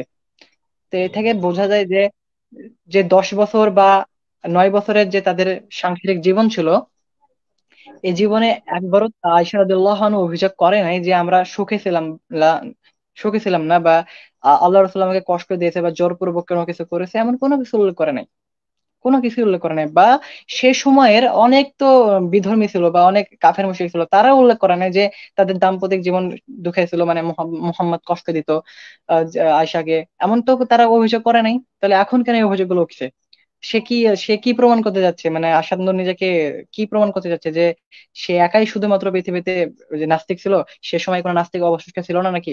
হ্যাঁ, সে সময় নাস্তিক ছিল, সে সময় কাফির ছিল, মুশরিক ছিল, তারা আরো জঘন্য কাজ করতো, আসাদ নূর তো কিছুই করে না, তেমন কিছুই না হিসাবে ধরতে গেলে। তারা আরো জঘন্য মানে অপবাদ দিত, আর জঘন্য কথা বলেছে। আল্লাহ রাসূলকে গণক বলা হয়েছে, জাদুকর বলা হয়েছে, তারপর হচ্ছে আরো কত কি বলা হয়েছে, না কবি বলা হয়েছে যখন কোরআনকে অবতীর্ণ করা হচ্ছিল, কিন্তু তাকে একবারও এই কথা বলা হয়নি যে তিনি শিশুকামী ছিলেন বা তিনি ছোট মেয়েকে বিবাহ করছে বা বাল্য বিবাহ করছে, এমন কোনো কথা উল্লেখ করা হয়নি। কারণ সেই সময় একটা সাধারণ মানে বিষয় ছিল একটা, সে সময় সবাই এমনটা করতো, কারণ কোনো সমস্যা দেখা দিত না, এটা স্বাভাবিক দৃষ্টিতে। তো যাই হোক, আসান্দর হয়তো পড়াশোনা করে নাই, জানেই না। তাকে তো 200 বছর আগেরও রেকর্ড দেখানো হয়েছে, সে সেটাও পড়ে নাই হয়তো, সে কোনো কিছু না জেনে এগুলো এসে বলতে গেছে আর কি। তো আলোচনা এখানে সংক্ষিপ্ত করতে যাচ্ছি আমি, কারণ যদিও আমার প্রিপারেশন নিয়ে আসি নাই, তবু উত্তরগুলো দিলাম, 21টা প্রশ্নের জবাবটাই হুম। সংক্ষিপ্ত ভাবে দেওয়ার চেষ্টা করলাম। যে আসাদ নূর কোনো প্রশ্নের সঠিক উত্তর দিতে পারে নাই, সে তো প্রশ্ন শুনে ঘাবড়ে গেছে। আমি ভাবলাম যে হয়তো সে 1-2টা প্রশ্ন ধারাবাহিকভাবে উত্তর দিবে, তার সামনে প্রশ্নগুলো উপস্থাপন করা হয়েছিল, সে চাইলে স্ক্রিনশট নিয়ে উত্তরগুলো দিতে পারতো, সে হয়তো লিখেও নিয়েছিল, যদিও লিখছে ভুল লিখছে, তা হাস্যকর হুম। লাগলো হুম। বিষয়টা। সে লেখার সময় ভুল ভুল কিছু লিখেছে আর কি প্রশ্ন, যাই হোক 2-1টা হ্যাঁ। প্রশ্ন লিখছে, মানে 21টা প্রশ্নের মধ্যে 2 থেকে 3টা মনে হয় লিখছে শুধু, যদিও সেগুলো টাচ করার চেষ্টা করেছে, যদিও একটা পরিপূর্ণ উত্তর দিতে পারে নাই। তো এখানে আমাদের বিতর্কের বিষয়টা জায়গায় দেখতে হবে, গভীরভাবে পর্যালোচনা করতে হবে যে ব্রাদার রাহুল ভাই কোনগুলো কি কি দলিল উপস্থাপন করলো, আসাদের কোনগুলো উত্তর দিতে পারলো, এটা দেখলে আমাদের বিতর্কের সমাধান পেয়ে যাব। মূলত আমরা এটা দেখবো না যে আসানুর আটকাচ্ছে, শোনাচ্ছে, তারপরে হচ্ছে কোন কিতাব থেকে তুমি বলে সম্বোধন করেছে এর জন্য আটকাচ্ছে, এগুলো দেখবো না। এগুলো তো তার হলো চাল ছিল, এগুলো বলে মানে আটকাবে আর কি, সময়কে অপচয় করবে বা আটকানোর একটা হতভম্ব ভাবে আটকাই দিবে আর কি, যাতে মানুষ এই সময় একটা বিরক্ত বোধ করে যে কি বলছে আসলে ব্রাদার রাহুল ভাই খুঁজে পাচ্ছে না দলিল। তারপর হচ্ছে মূলত একটা জায়গায় আপনি যখন থাকবেন, উপস্থিত থাকবেন, আপনার হাজারটা দলিল জানা থাকলেও সে সময়ে আপনার দলিলটা বের করতে গিয়ে সময় লাগবে, একটা সাধারণ ভাবে একটা স্বাভাবিক হিসাব। আপনার যে দলিল জানা আছে যে অমুক জায়গায় আমি দলিলটা পাবো, হতে পারে আপনার নেট প্রবলেম হতে পারে, কোনো একটা কারণে আপনি সেই জায়গায় পৌঁছাতে পারছেন না, টেনশনের সময় মানুষ কত কি না করে, এমনটা হতে পারে। সুতরাং ব্রাদার রাহুলের দলিল বের করতে টাইম খুব একটা বেশি লাগে নাই, যদিও আলহামদুলিল্লাহ, তবুও যতটুকু টাইম লাগেছে এই কারণে হয়তো দর্শকগণ ভাবতে পারেন যে হয়তো এত দেরি লাগছে কেন, হয়তো ভুলভাল।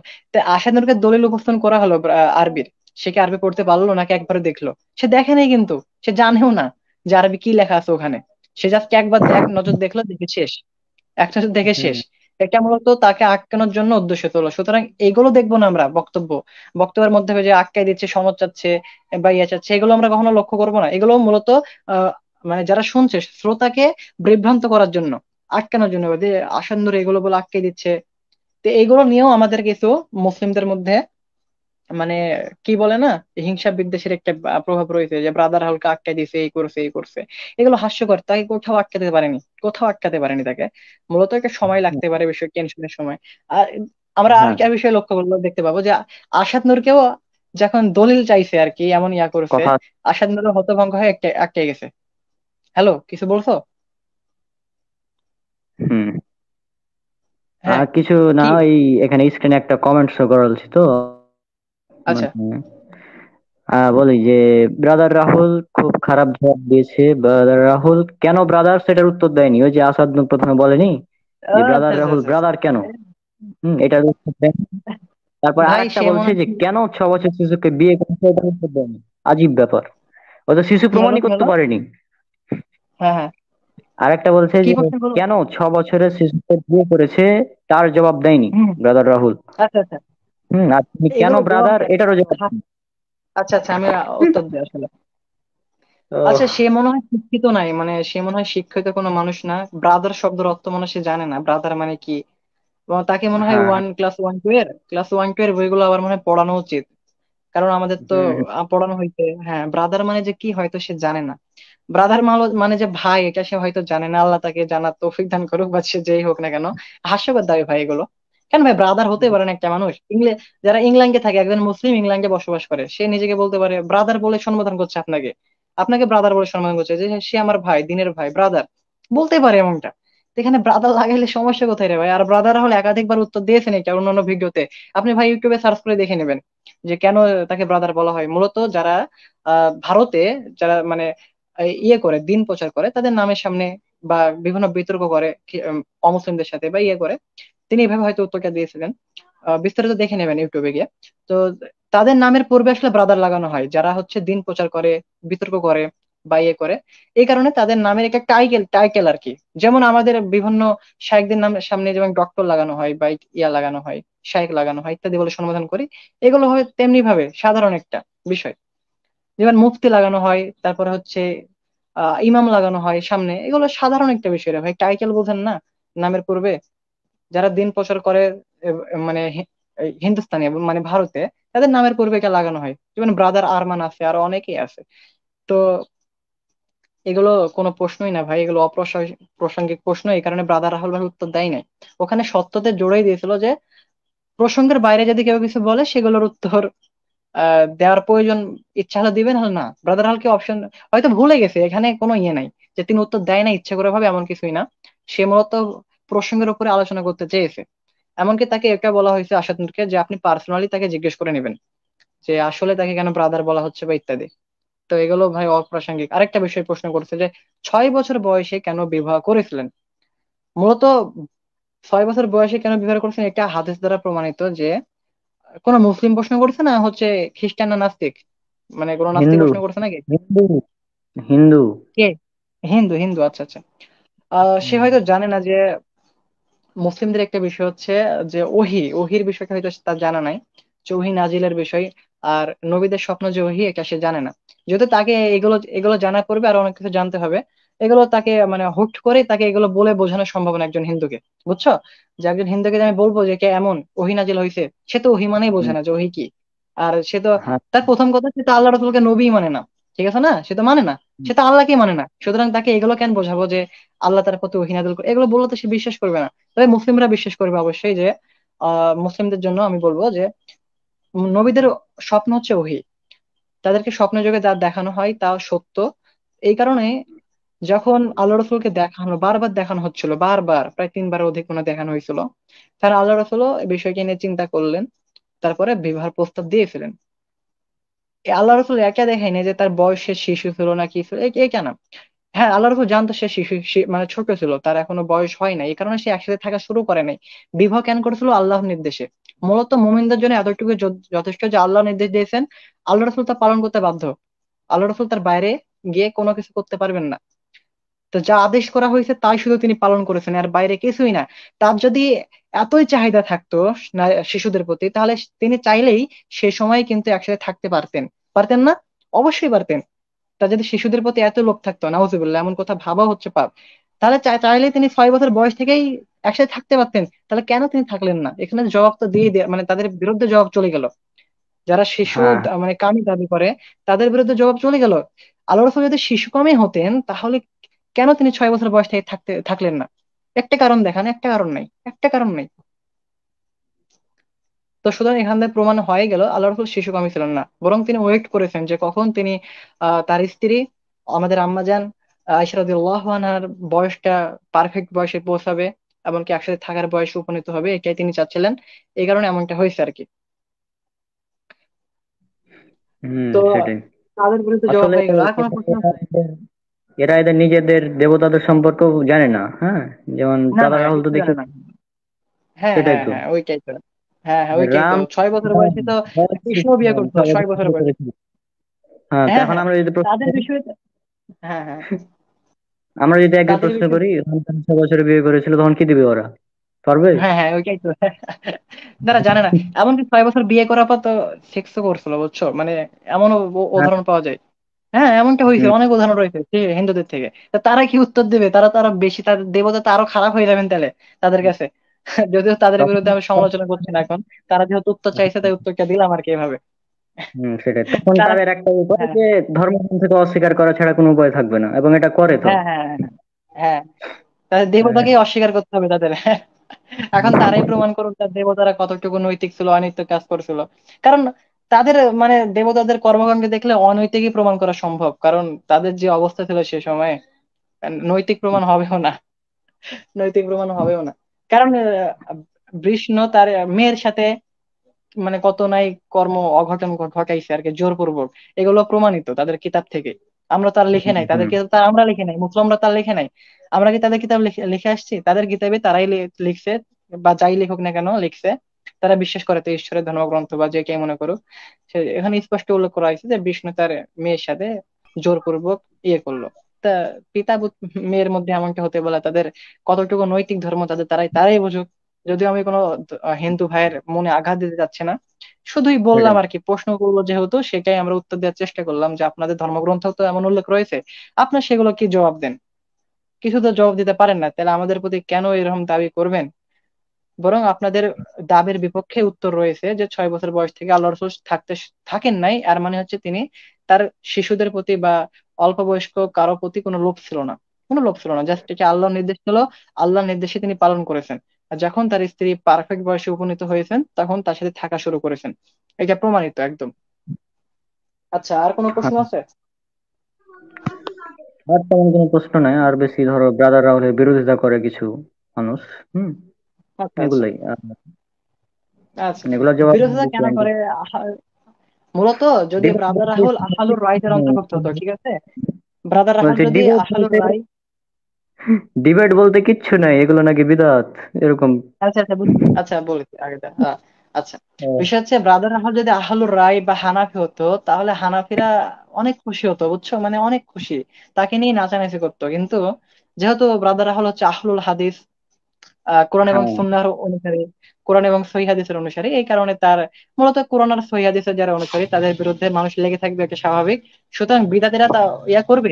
যেমন আহমেদ বিন আমি পূর্বের আলোচনায় আলোচনা করছিলাম যে আহমেদ বিন সুনানুল ওয়াসিতি রহিমাহুল্লাহ তিনি বলছেন যে পৃথিবীতে এমন কোনো বিদাতি নাই যে আহলে হাদিসের প্রতি বিদ্বেষ পোষণ করে না, মানে প্রতিটা বিদাতি আহলে হাদিসের প্রতি বিদ্বেষ পোষণ করে। সুতরাং যারাই মানে ব্রাদার রাহুলের প্রতি মানে তিন নিক্ষেপ করছে বা বিদ্বেষ পোষণ করছে তারা আসলে বিদাতি, তাদের এখানে তাদের কোনো সন্দেহই নাই। যে সন্দেহ করবে তার মধ্যে ঝামেলা আছে। হুম আর হুম। আরেকটা বিষয় যে মূলত ওই যে বিবেক রুকন ভাই, বিবেক করা। হ্যাঁ বলতেছি আসলে ওই হ্যাঁ বিষয়টা মূল না। মানে বর্তমান এমনি ব্রাদার রাহুল কে নিয়ে অনেকে অনেক প্রকার মন্তব্য করে, এটা সঠিক। তবে মানে সম্প্রতি যে কারণে তাকে নিয়ে বিভিন্ন কথাবার্তা বলতেছে, হ্যাঁ, এর কারণটা হ্যাঁ। হলো অনেকে বলতেছে যে আহ ব্রাদার রাহুল যে কাজটা করতেছে, মানে যে কাজটা করেছে এটা একদমই উচিত হয় নাই। তার কারণ কি দাঁড়ান বলতে। আচ্ছা আচ্ছা।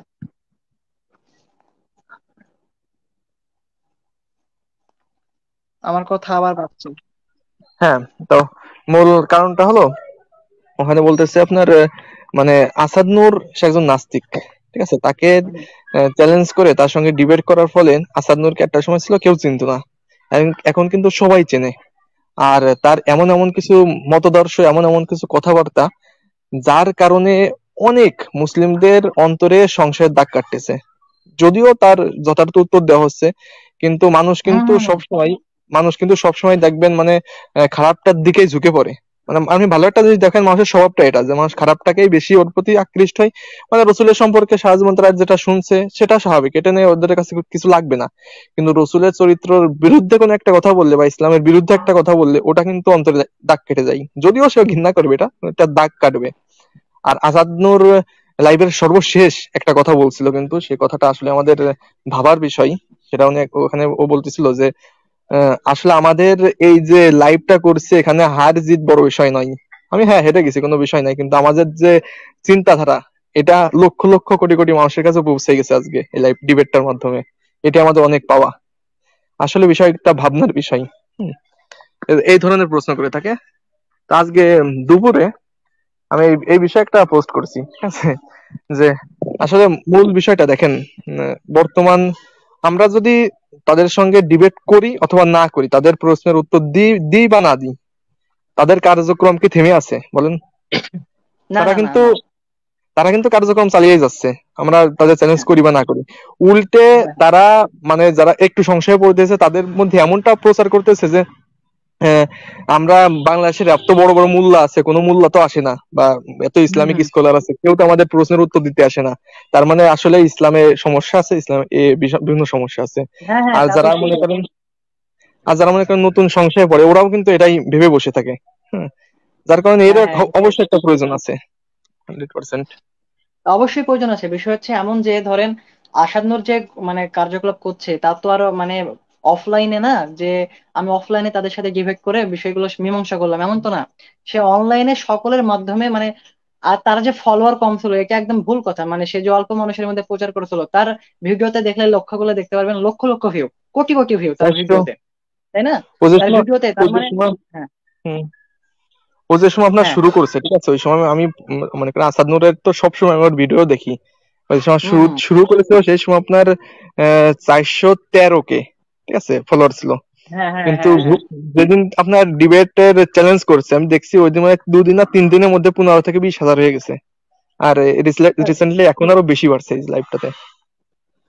আচ্ছা আচ্ছা, বিষয় হচ্ছে মানে আমরা এটা একটু ভেবে দেখে বুঝতে পারবো যে সে যখন ভিডিও করতো তার ভিডিওতে কিন্তু লক্ষ লক্ষ ভিউ হতো, হতো না? সে তা হ্যাঁ, হ্যাঁ, মুসলমানরাও দেখছে কিন্তু তার ভিডিও। এমনটা নয় যে শুধু নাস্তিকরা দেখছো, এত এত ভিউ, এত এত লক্ষ লক্ষ ভিউ হচ্ছে যে শুধু সবাই যে নাস্তিক এমনটা কিন্তু না। মুসলমানরাও হ্যাঁ, তাদের ভিডিও দেখছে, হয়তো তারা গালিগালাজ করছে বা রাগের ইমো দিচ্ছে, যেটাই দিক না কেন, সে কিন্তু তার মতাদর্শ বা তার চিন্তাধারা কিন্তু মানুষের মাঝে প্রচার করে বেড়াচ্ছিল তখনও। মূলত হ্যাঁ, হ্যাঁ, এই ডিবেটের মাধ্যমে আহ অনেক উপকার হয়েছে, এটা বলতে বাধ্য। কারণ সে তো আর 100%। অনলাইনে বড় বড় আলেমদের চ্যালেঞ্জ চ্যালেঞ্জ করছিল, সে এনায়তুল হ্যাঁ, আব্বাসী হোক না কেন, যেই হোক না কেন, সে আবু বকর জাকারিয়া স্যার হোক না কেন, যাকে হোক না, না চ্যালেঞ্জ করে বেড়াচ্ছিল স্বাভাবিক। যে অমুক অমুককে, অমুক অমুককে চ্যালেঞ্জ করা।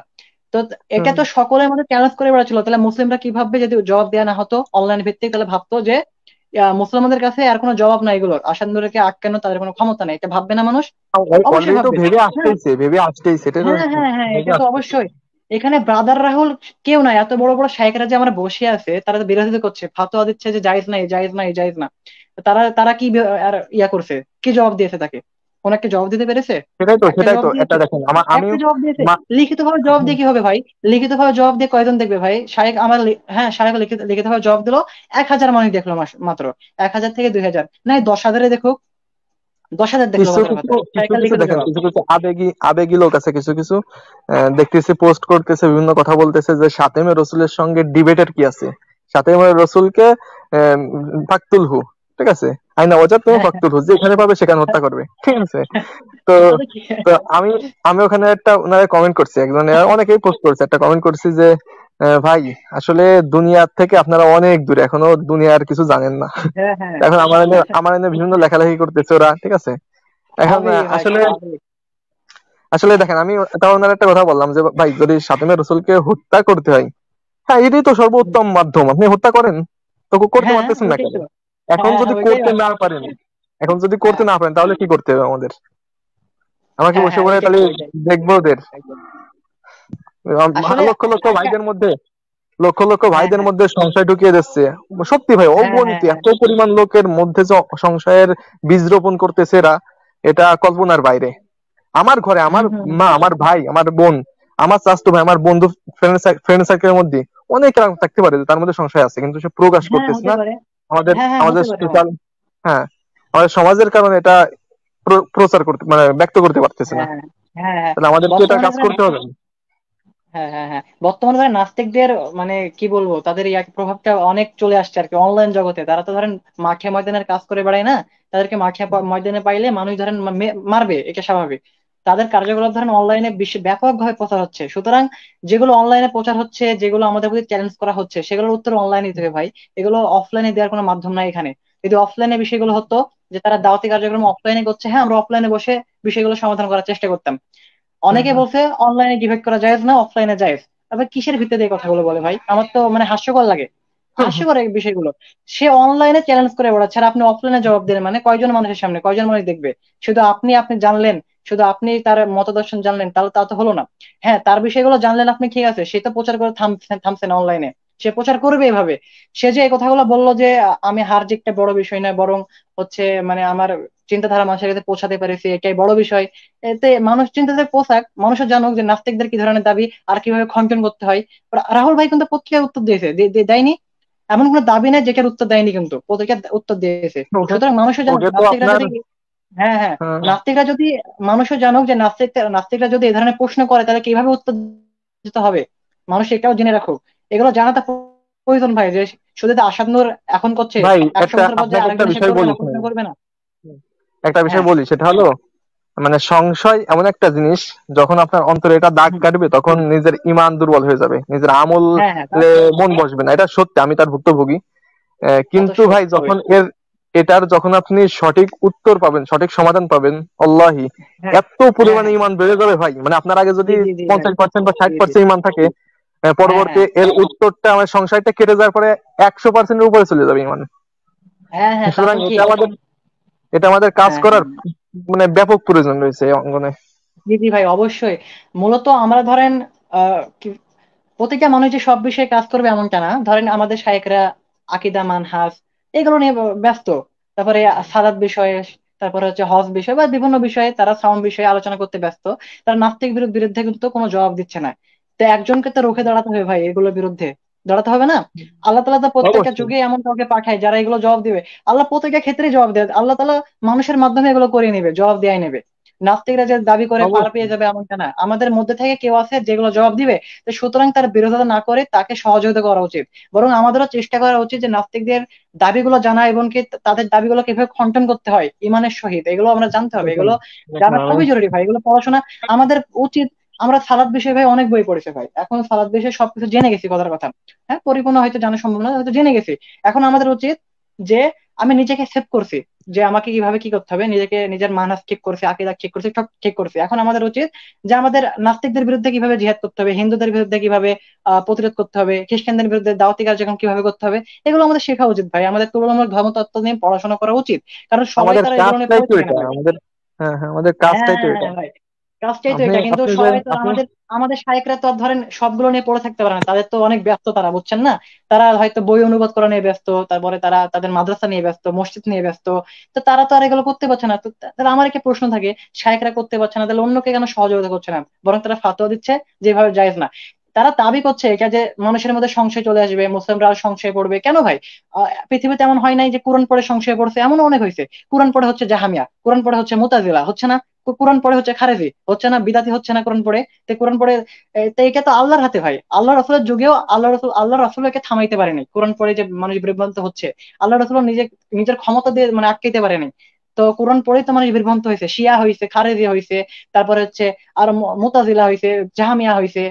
তা কত আকীদায় মতাদর্শে বিশ্বাসী হয়েছে, হয় নাই? কোরআন পড়েই হয়েছে। কোরআন পড়ে কেউ জাদু করছে কোরআনের আয়াত দিয়ে। তো কোরআন পড়ে কেউ সংশয়ে পতিত হবে, কেউ হেদায়েত পাবে, এটা স্বাভাবিক। এটা তো আল্লাহর হাতে ভাই, এটা আল্লাহর হাতে। এখন কেউ কে ডিবেট দেখে এখন সংশয় পড়ছে, কেউ কে হিদায়ত পাচ্ছে, কে এটা তো আল্লাহর হাতে। না আপনি নিজে নির্ধারণ করে নিয়েছেন যে আমি তাকে মানে হেদায়ত দিয়ে দিয়ে ছাড়বো, আর আমি তাকে সংশয় ফেলাই ছাড়বো, সে সংশয় পড়বে, গ্যারেন্টি কি? আমরা সংশয় পড়ছি? আমরা তো সংশয় পড়ছি না। আমরা তো জবাব তো ঠিকই পেয়ে গেছি। পাই নাই? অনেক মানুষ পেয়ে গেছে জবাব, অনেক মানুষ জবাব পেয়ে গেছে, অনেক মানুষ সন্তুষ্ট, অনেক মানুষ ফিরে আসছে এখান থেকে, এগুলো আমরা দেখতে পাচ্ছি। তো অবশ্যই উপকার হয়েছে ভাই এগুলো। আমাদের শাইখরা যে ফাতোয়া দিয়েছেন আমি একদমই পছন্দ হয় নাই, মানে তাদের দলিল প্রমাণ ইয়ে নাই। আচ্ছা, আমি এই বিষয়ে আরেকটু আলোচনা করতে চাই যে সব ক্ষেত্রে কি ডিবেট করা হারাম কিনা। আচ্ছা, মানে বিতর্ক করা সব ক্ষেত্রে হারাম নয়, বরং উত্তম পদ্ধতিতে বিতর্ক করা হচ্ছে ফরজে কিফায়ার অন্তর্ভুক্ত, এমন ফাতোয়া আমরা পাইছি। আচ্ছা, আমার কথা কি শোনা যায়? হ্যালো? হ্যাঁ হ্যাঁ, শোনা যাচ্ছে, বলো। আচ্ছা আচ্ছা। আচ্ছা, বিতর্ক করার বিষয়ে কিছু ইয়ে করবো। বিতর্ক করা কি হারাম? বিতর্ক করা তখন হারাম যদি প্রসিদ্ধ হওয়ার জন্য বা আলেমদের মাঝে গর্ববোধ করার জন্য হয় আর কি। বিতর্ক করা তখনই হারাম যখন তা প্রসিদ্ধ পাওয়ার জন্য অথবা আলেমদের সাথে গর্ববোধ করার জন্য, বা তার উদ্দেশ্য এটা যে আমি জ্ঞান অর্জন করবো বিতর্ক করার জন্য, এমন অবস্থায় হলে বিতর্ক করা হারাম। এটা ইবনে মাজাহ 260 নম্বর হাদিস, আবু দাউদ 3664 নম্বর হাদিস, ইত্যাদি হাদিস আছে।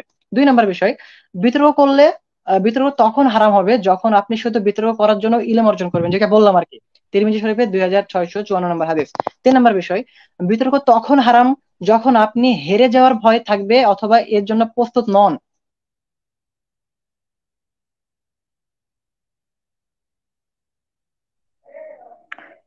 কথা হচ্ছে না, রুকন। আচ্ছা, হ্যাঁ হ্যাঁ, হ্যালো, শোনা যাচ্ছে না?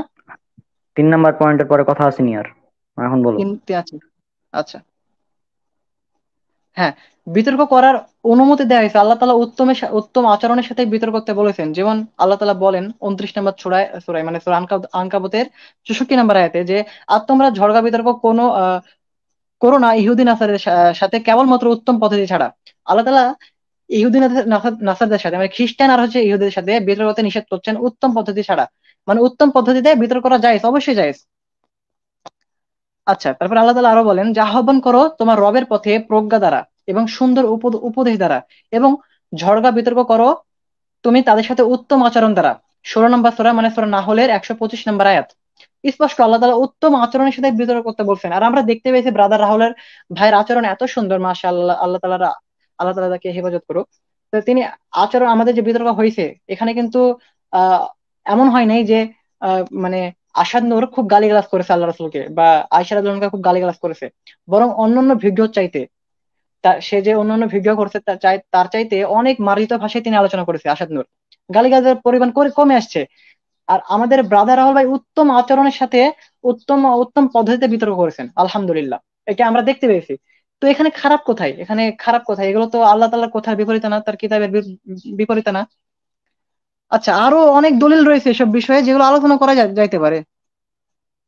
যেমন ইমাম ইবনুল কাইয়িম রাহিমাহুল্লাহ আল্লাহ তাআলার এই বাণীর ব্যাখ্যায় বলেন যে, হ্যাঁ, যে হে নবী, হিকমত এবং উত্তম উপদেশ সহকারে তোমার রবের পথে দাওয়াত দাও এবং লোকদের সাথে বিতর্ক করো সর্বোত্তম পদ্ধতিতে। আমাদের বিতর্ক করতে হবে সর্বোত্তম পদ্ধতিতে। সূরা নাহলের 125 নম্বর আয়াতের ব্যাখ্যায় ইবনুল কাইয়িম এটা বলেন, সর্বোত্তম পদ্ধতিতে বিতর্ক করতে হবে। আর আমরা দেখেছি ব্রাদার রাহুল ভাই একদম উত্তম পদ্ধতিতে যত জ্ঞানগর্ভ আলোচনা তার মধ্যে পাবেন ভাই। আপনার শাইখরাও, আমাদের শাইখরাও যতই মানে বিষয়গুলো জানুক না কেন, যতই জানুক না, উত্তর সবগুলো জানা, এগুলোর উত্তর আমরাও জানতাম, কিন্তু এত উত্তম ভাবে যে তিনি উত্তর দিবেন এটা কিন্তু জানা ছিল না। অনেকে কিন্তু অবাক হয়েছেন, অনেক মাদানী আলেমও অবাক হয়েছেন যে তারা স্বীকার করতে বাধ্য হয়েছেন যে এত উত্তর ভাবে তিনি উত্তর দিয়েছেন, মানে ব্রাদার রাহুল ভাই এত উত্তম ভাবে উত্তর দিয়েছেন, তারাও জানতেন না এত দলিল প্রমাণ সহকারে। এ ধরনের ডিবেট আগে কেউ দেখেছে বলে আমার মনে হয় না, কারণ এত উত্তম আচরণের সাথে এত ভাবে সুন্দরভাবে আলোচনা হয়েছে। সুতরাং এই আলোচনায়, এই বিতর্কে কোনো যে সমস্যা হবে বলে আমার কোনো মনে হয় না, বরং মানুষের উপকার হয়েছে, অনেক অনেক উপকার হয়েছে। কেউ যদি বিতর্কগুলো মনোযোগ দিয়ে সহকারে শুনে তাহলে সে বুঝতে পারবে যে আসলে উপকার হয়েছে নাকি কোনো ক্ষতি হয়েছে কিনা। আচ্ছা, এই হচ্ছে আমার আলোচনা। তার কোনো অভিযোগ আছে কিনা বলো, মানে হলে আমার আলোচনা সংক্ষিপ্ত এখানে শেষ করবো আর কি। আর তেমন কোনো অভিযোগ নাই। আর বিতর্কে যে উপকার হয় এটার একটা প্রমাণ তো ডক্টর জাকির নায়েক আমরা দেখেছি, তাই না? হ্যাঁ, দু হ্যাঁ, হাজার হ্যাঁ, সালে হ্যাঁ, হ্যাঁ, ক্যাম্বেলের সাথে, তারপর হ্যাঁ, বিভিন্ন আমরা তো নাস্তিকের সাথে। হ্যাঁ, আহমেদ দিদার আর ডক্টর জাকির নায়েককে শুধু এই কারণে চিনি যে তারা হ্যাঁ, নাস্তিকদের সাথে বিতর্ক করবে বা হিন্দু ইহুদির সাথে বিতর্ক করছে, এই কারণে চিনি আমি তাদেরকে। তারা গোটা পৃথিবীতে প্রসিদ্ধ পাইছে। আর উপকার হয় নাই, কত অমুসলিম মুসলিম হয়েছে, হ্যাঁ, কত নাস্তিক মুসলিম হয়েছে, হয় নাই? অনেক এইটাই। অনেক উদাহরণ দেওয়া যেতে পারে। হ্যাঁ, হ্যাঁ, জ্বলন্ত প্রমাণ তিনি আসলে। আর আমি তো নিজেও সংশয়ের মধ্যে ছিলাম ডক্টর জাকির নায়েকের বিতর্ক, তারপর হ্যাঁ, এই হ্যাঁ, হ্যাঁ, ভিডিওগুলো তো মানে ওই তো হ্যাঁ, আমরাও সংসারের মধ্যে ছিলাম এক টাইমে, প্রশ্ন আসতে পারে মানুষের মনে। যেমন হুম, এই প্রশ্নটাও অনেক গুরুত্বপূর্ণ ছিল যে আয়েশা রাদিয়াল্লাহু আনহার বিয়ে যে এত কম বয়সে হয়েছিল, অনেক মানুষের মধ্যে একটা সন্দেহ থাকতে পারতো যে এত কম বয়সে বিয়ে করলো, কেমন হলো বিষয়টা, কেমন কোন লাগছে। তো এইগুলো তো আমাদেরকে আলোচনা করা দরকার, তাই না? নাস্তিকদের তো জবাব দেওয়া দরকার, তাদের দাবিগুলো তো খণ্ডন করা দরকার। আর ব্রাদার রাহুল ভাই সেটা করেছেন, আলহামদুলিল্লাহ, আল্লাহ তাকে হেফাজত করুক, দোয়া করি তার জন্য। আর আমরা চেষ্টা করব যাতে আরো ব্যাপকভাবে এগুলো বিষয়ে পড়াশোনা করে নাস্তিকদের বিরুদ্ধে মানে সর্বোত্তম জিহাদ করার, এইভাবে উত্তম আচরণের মাধ্যমে, উত্তম হুম, হুম। আচরণের মাধ্যমে এবং উত্তম পদ্ধতিতে ও সর্বোত্তম পদ্ধতিতে জিহাদ করা, এটা হচ্ছে জিহাদের অন্তর্ভুক্ত। জিহাদ মানে হ্যাঁ, তলোয়ার দিয়ে কাটাকাটি করা এমন কিছুই না। আর যারা বলছে হ্যাঁ, যে হত্যা করতে হবে, এই করতে হবে, তা ভাই আপনি হত্যা করেন, আপনি পারছেন না তো। আপনি আপনি বলছেন হত্যা করতে হবে, এই করতে হবে আসাদকে, তা আর আপনি তো যারা পাচ্ছেন না। যারা বলছে, না আমি একটা কথা বলি, যারা বলছে যে হত্যা করতে হবে, হ্যাঁ, আসাদ নূরের ফাঁসি হুম, চাই, তাই তো আসাদ হ্যাঁ, নূরকে হ্যাঁ, ভাইরাল করেছে পোস্ট দিয়ে দিয়ে। হ্যাঁ, হ্যাঁ, হ্যাঁ, হ্যাঁ, তাও ঠিক, তাও ঠিক। ওরা নিজেরাই ভাইরাল করলো, এখন নাকি ডিবেটের কারণে নাকি ওই ভাইরাল হলো, অথচ হ্যাঁ, এমনটা অথচ কিছুই এটা হয়নি। মিথ্যা কথা, সে আগে থেকে ভাইরাল, অনেক ভাই, অনেক আগে থেকে আসাদ নূর অনেক ভাইরাল। সেটাই। হ্যাঁ, হ্যাঁ, সে আগে থেকে একটা অনেক জিনিস ভাইরাল। দেখেন ভাই, দেখেন একটা জিনিস হ্যাঁ, বলি, 2013 সালের পূর্বে আমার মনে হয় না বাংলাদেশে এই যে সম্প্রতি যে পরিমাণে নাস্তিকরা বিভিন্ন পেজ খুলে খুলে বসে আছে, ব্যবসা শুরু করছে, এটা হ্যাঁ, 2013 সালের পূর্বে ছিল না। হয়তো হয়তো মানে হুম, 100% হুম, ছিল না, একমাত্র তসলিমা নাসরিন আমরা জানতাম যে নাস্তিক হুম, বলতে হুম, শুধু তসলিমা নাসরিন নাস্তিক, হ্যাঁ, সে লেখক হুম, হিসেবে হুম, লিখিত। এই ছাড়া কিন্তু কোনো নাস্তিক ছিল না। কিন্তু দেখেন এখন কি পরিমাণে লোক এই নাস্তিকতার দিকে ধাবিত হচ্ছে, এবং তারা হ্যাঁ, হ্যাঁ, বিভিন্ন প্ল্যাটফর্মে নাস্তিকতা মতবাদ প্রসারণ করার জন্য তারা কাজ করতেছে। এমনকি হুম, হুম, হুম, মানে সমকামিতার মতো একটা জঘন্য মহামারী, হ্যাঁ, হ্যাঁ, সেটার সমাজে মানে ব্যাপক করে দেওয়ার জন্য আসাদ নূরের দেখেন পেজে ওর কিন্তু উপরে হ্যাঁ হ্যাঁ লিখে হ্যাঁ দেওয়া হ্যাঁ, আছে ওর পেজের ইসে দেখেছি দেখেছি কি দেখেছি, হ্যাঁ হ্যাঁ বাংলায় আছে, হ্যাঁ। ঠিক আছে? হুম হুম হুম। তাহলে তাহলে তাহলে চিন্তা করেন এরা কোন পরিমাণে মানে নোংরাত্মক জঘন্য। একটা মতবাদ ছড়াচ্ছে। আর এটা হুম আমরা এটার বিরুদ্ধে কাজ করব, এটা করা যাবে না, এটা বিভিন্ন সমস্যা হবে। আরে ভাই কি হ্যাঁ মানে হ্যাঁ বলবো এখন, আমার মনে হয় বাংলাদেশে এমন কোন লোক নাই যে তারা জানে না যে এক শ্রেণীর লোক এমন আছে যারা নাস্তিক। আর হুম মুফতি হুম হুম মাসুদ এমন কি আছে চেনে না মুফতি মাসুদ? হুম হুম হুম হুম, তাও ঠিক। মুফতি সে মানুষই নাস্তিক। হুম আমি যখন মনে করেন এই যে লাইভটা যখন মানে আলোচনা হলো, ব্রাদার রাহুল হুম হোসেন যখন চ্যালেঞ্জ করলেন, তখন আমি একটা জিনিস মনে ভাবতেছিলাম যে এত টপিক থাকতে এমনি আমি জানি যে এটা যত টপিক আছে ইসলামের, বুঝছেন, সব থেকে হ্যাঁ মানুষ বেশি বিভ্রান্ত হয় আপনার এই মানে রাসূলুল্লাহ সাল্লাল্লাহু আলাইহি ওয়াসাল্লামের স্ত্রীদের একটা সমস্যা, আর একটা হ্যাঁ হলো হ্যাঁ হ্যাঁ। দাস প্রথা। হুম। হুম হুম কিন্তু হুম এটার এত সুন্দর উত্তর, এটা আমি 100% জানতাম যে নাস্তিকরা এটা থেকে মানে জিততে পারবে না। কিন্তু পারবে আমি না, হ্যাঁ। বারবার এটা ভাবতেছিলাম যে জিততে পারবে না ঠিক আছে, কিন্তু যে একটা খারাপ মতবাদ এটা হয়তো লোকদের মাঝে ছড়িয়ে যাবে, মানুষ এই সম্পর্কে জানতে পারবে। এরকম ভাবছিলাম যে বিরাতা রাহুল কিভাবে তো আমি জানতাম ওই আলোচনায় আসলে ওরা ঘন ঘন শুধু রেফারেন্স হবে, এটা আমার আগে থেকে তা জানা তো ছিল। অবশ্যই, হ্যাঁ আর হ্যাঁ একটা হ্যাঁ, তা হলো তো অবশ্যই। মোরালিটি, আপনার নৈতিকতা। এই নৈতিকতার হুম প্রশ্নটা বিরাদার রাহুল নিয়ে আসবে ও জীবনেও পারবে না, এটা আমি জানতাম। ঠিক আছে। সে তারপর পারেও আলোচনাটা নাই ভাই, হলো, পারেও নাই। মনে করেন কিন্তু আমি ভাবতে পারিনি যে ওকে যে এইভাবে আপনাকে দলিল ধরে ধুয়ে হ্যাঁ, দেবে, এটা কখনোই ভাবতে ধুয়ে পারিনি ভাই। দিচ্ছে একদম ভাই, মানে লাইভে দেখেন ভাই মানে প্রথমে যে শুরুর আলোচনা দিকে করেছিল ভাই 25 এটা মিনিটের। আসাদ হ্যাঁ হ্যাঁ। আসাদ নূর কিন্তু খুব হাসান নূর শুরুতে আপনার মানে লাইভটা শুরুতে যখন ওকে 25 মিনিট দেওয়া হলো, ও কিন্তু খুব হুম, কনফিডেন্স নিয়ে আলোচনা করতেছিল। হ্যাঁ কিন্তু হ্যাঁ একটা হ্যাঁ, তা তো পর্যায়ে দেখছি যে ও ভাই। কিন্তু ব্যাট পুরো নার্ভাস হয়ে একদম একদম মানে গুলিয়ে মিলিয়ে একদম খেয়ে ফেলছে। তারপর ও খালি ভাই কোনো ওইটাই। কথা কথা নেই, খালি শুধু কিছু বললি রেফারেন্স। হ্যাঁ আর হ্যাঁ, রেফারেন্স ওর কত ওইটাই। লাগবে, ওর তত রেফারেন্স দেওয়া হয়েছে। মানে প্রথমে এই ব্রাদার জিনিসটা ভালো রাহুল যে লাগছে আলোচনাটা সবচেয়ে। করেছে, প্রথমে তিনি যে আলোচনাটা করেছেন ব্রাদার রাহুল ভাই 25 মিনিটের, হম হম মানে একদম ধুয়ে দিতে ভাই। ভাই ওখানে আলোচনা শেষ। যে 25 মিনিট শুনবে সে বুঝতে পারবে ভাই যে আসাদনুর কতটুকু সঠিক হম ছিল আর সে কতটুকু সঠিক। 25 মিনিটে ভাই যে প্রশ্নগুলো করেছে ভাই, মানে একদম মারাত্মক প্রশ্ন ভাই। একটা উত্তর দিতে পারে নাই। মানে আমি তো ভাবলাম আসাদনুর হয়তো দুই একটা মানে প্রশ্ন ভালো করে পড়ে উত্তর দেওয়ার চেষ্টা করবে ভালো করে, কিন্তু সে তো কিচ্ছু পারে নাই ভাই, কিচ্ছু না ভাই, একটা উত্তর দিতে পারে নাই ভালো করে। সে বারবার এটা বলছে যে প্রথম আলোচনায় আমি উত্তর দিয়েছি সবগুলো, একটার উত্তর দেয় নাই ভাই ভালো করে, ঠিক মতো একটারও দেয় নাই।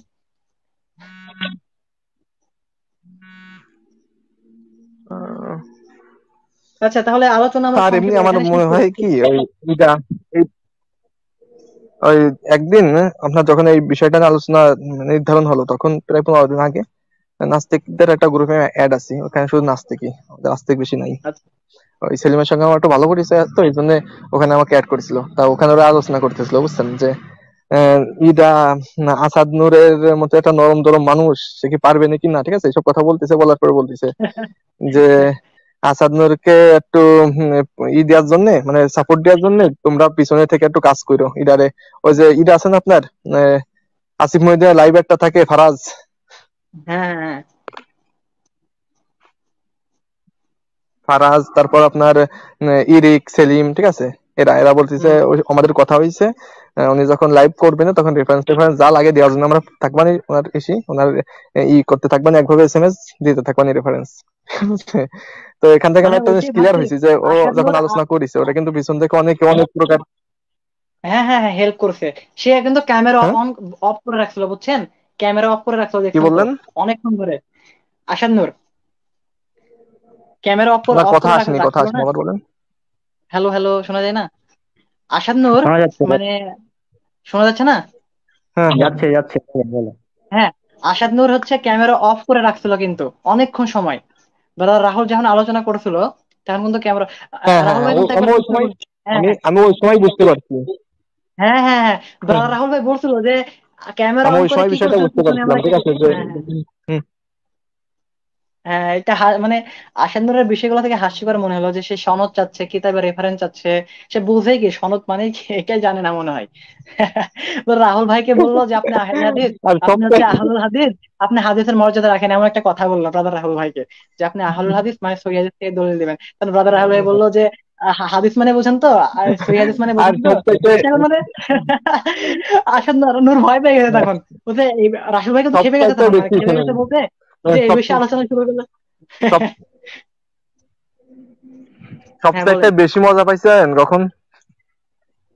সবচাইতে বেশি মজা পাইছি যখন ওই যে মানে লাইভটা শেষ হওয়ার মনে করেন 2-3 মিনিট আগে হ্যাঁ হ্যাঁ এটা বিরাদার রাহুল যখন কথা বলতেছিল, আসানুর শুধু মুসকি মুসকি হাসছিলাম। আসতেছে।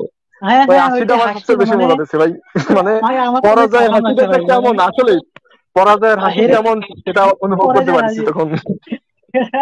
ভাই আমরা যে ভাই মজা পাইতে ভাই, মানে প্রচুর এনজয় করছি ভাই সেদিন, অনেক এনজয় করছি ভাই। মানে আসাদ নূরের বিষয় তার কিন্তু ঘাম ছুটে গেছে ভাই, বুঝছেন, ঘাম ছুটে গেছে একদম তার, মানে ব্রাদার হলের এই এগুলো দেখে, স্লাইড গুলো চেহারা দেখে দিতে তার গেলে অবস্থা খারাপ ভাই। চেহারা। এত সুন্দর স্লাইড গুলো সাজাইছে, মানে এগুলো দেখে সে আরো বেশি হতভম্ব, মানে সে কি করবে বুঝতে পারছে না, আর উল্টা পাল্টা জবাব দেয় আমি যে আরে আমি ফাতিমা রাদিয়াল্লাহু, হ্যাঁ হ্যাঁ, ফাতেমা রাদিয়াল্লাহু আনহা বিয়ের একটা বয়স বয়স নিয়ে বলছিল 15 বছর 5 মাসের একটা কথা উল্লেখ আছে। তো সে মনে করেছে, সে উল্টা পাল্টা দেখায়, আয়েশা রাদিয়াল্লাহু আনহার বয়স 9 বছর দেখাতে চায়, মানে সে ওখানে ঘাবড়াই গেছে একদম, বুঝছেন, মানে ওই বিষয়কে আরো বেশি মজা লাগছে যে যে পরিমাণে ব্রাদার মনে রাহুল করেন, দেখাচ্ছে। আর এটা এটা আপনার ব্রাদার রাহুল যেভাবে রেফারেন্স গুলো সাজাইছে থাম্বনেইল আকারে, হ্যাঁ ঠিক আছে, আমার কাছে হ্যাঁ এইগুলো সবচেয়ে বেশি ভালো লাগিছে। তো এমনি ওগুলো দেখে ওইটাই তো ভাই, হতভম্ব হয়ে গেছে আসাদনুর। শেষ ভাই, আমি শেষ, এখানে শেষ।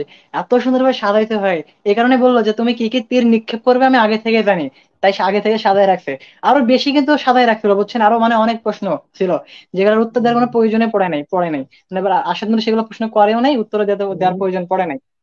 এমনি এমনি এইসব বিষয় নিয়ে ঠিক আছে, যে মিনার ভাইটাই ঠিক আছে, তো সাফিক ভাই হুম, ওরা সব একসাথে হ্যাঁ কাজ হ্যাঁ করছে, হ্যাঁ তো ব্রাদার রাহুলটাও একসাথে হ্যাঁ কাজ হ্যাঁ করেছে হ্যাঁ অনেক হ্যাঁ আগে থেকে। খুবই আলোচনা তাদের সুন্দর ভাই, মানে আলোচনা দ্বারা যে আলোচনা করে খুবই ভালো লাগে তাদের আলোচনা হুম, হুম, শুনলে। হুম। হ্যাঁ একদম আজকে ভাই, এর বাংলা ভাষায় জানেন কি বলে? না, শোন শোন রনক ভাই, আমি একটু বলি, এটাকে বাংলা হ্যাঁ ভাষায় কি বলে শুনবেন? এটাকে বলে একদম ভরে দিয়েছে বলে। এরকম একটা আচ্ছা, কি কমেন্ট, বলবো? না না, এরকম একটা পোস্ট রুকন তোমাকে মনে হয় দিয়েছিলাম গতকাল নাকি, এক হিন্দু কমেন্ট করেছিল, মানে পোস্ট করেছিল, মানে উল্টা পোস্ট হ্যাঁ, করেছিল যে আসাদুর নাকি ব্রাদার রাহুলকে, মানে হাস্যকর। কি লাগছে, কি গেছে, আরে কি লাগছে? ভাই, ওরা তো ও শুনেন, নাকি যে একটা এরকম একটা যে, বিষয় হলো এরকম পরাজয়ের লিখেছিল হাসি। এক হিন্দু, শুনেন, এক হিন্দু লিখেছিল এভাবে পোস্ট দিয়েছিল যে আসাদ নূর ব্রাদার রাহুলকে ভরে দিয়েছে, এভাবে পোস্ট দিয়েছিল। হম, আমার সাথে তো ভাই কাটছে শুনেন আমি বলি, উল্টা। একটা হলো একটা হলো রনক ভাই শুনেন, একটা হলো পরাজয়ের হাসি, আর একটা হলো হ্যাঁ পরাজয়ের পরে আবার জয়ের দাবি করে বিভিন্ন উক্তি করা, এটা দুটো একদম সমান, দুটোই একটা হাস্যকর বিষয়।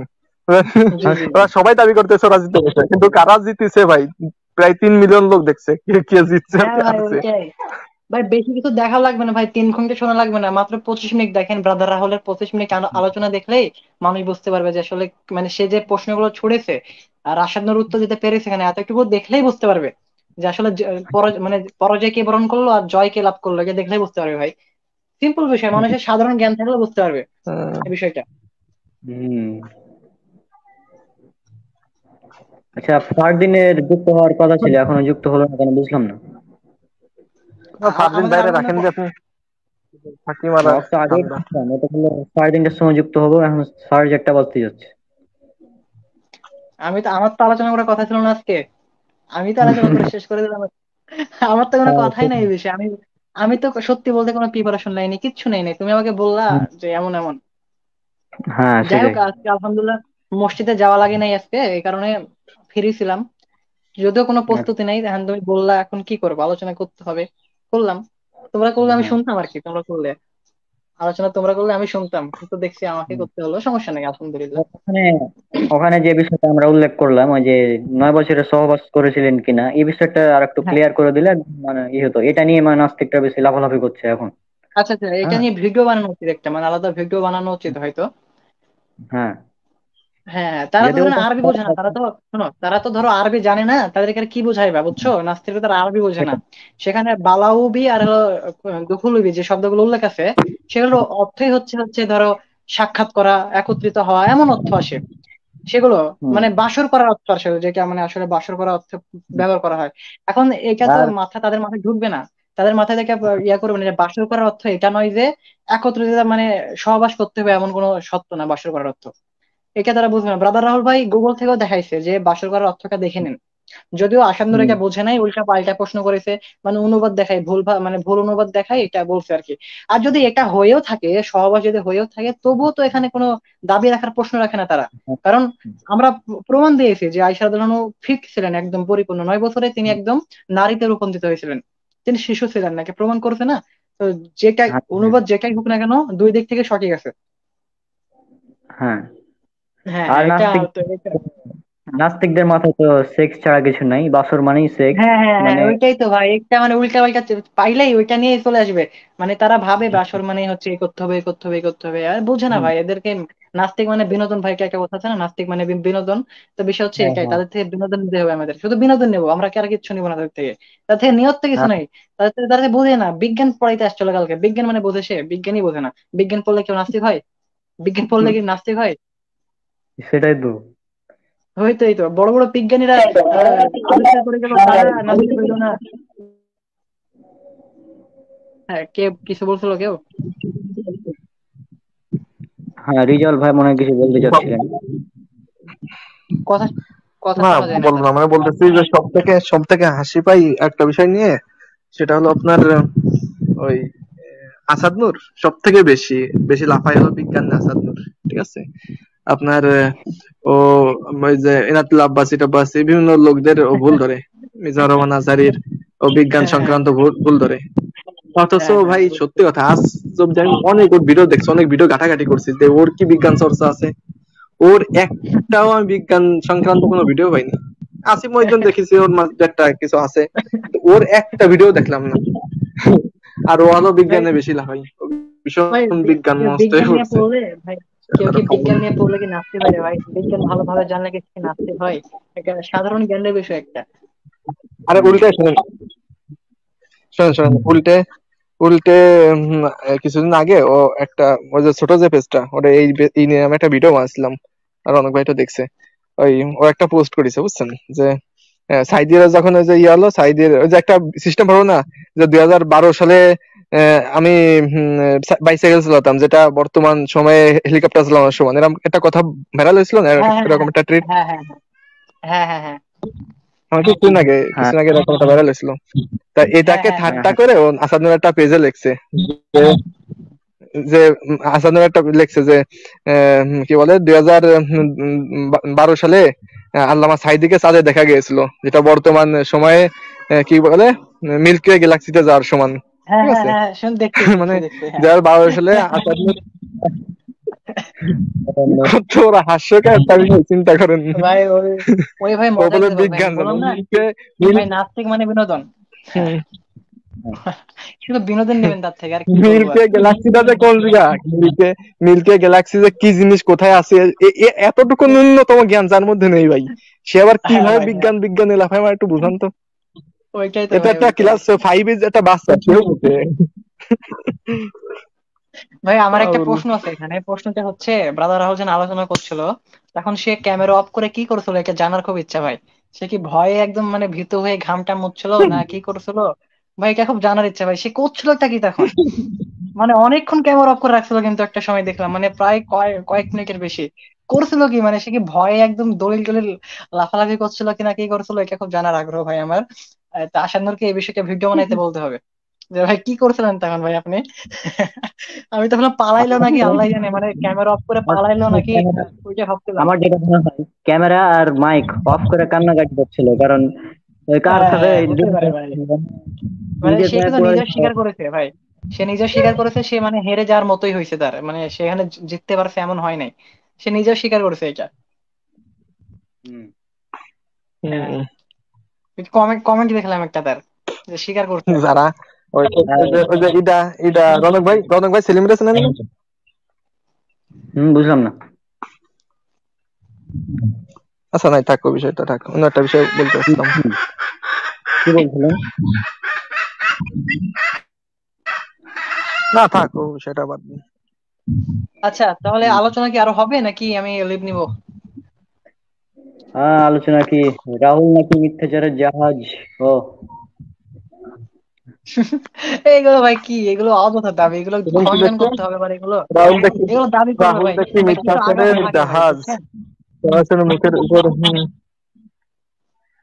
কি লিখছে? সেলিম সেলিম করে কি মানে অনেক লাফালাফি করে, ঠিক আছে।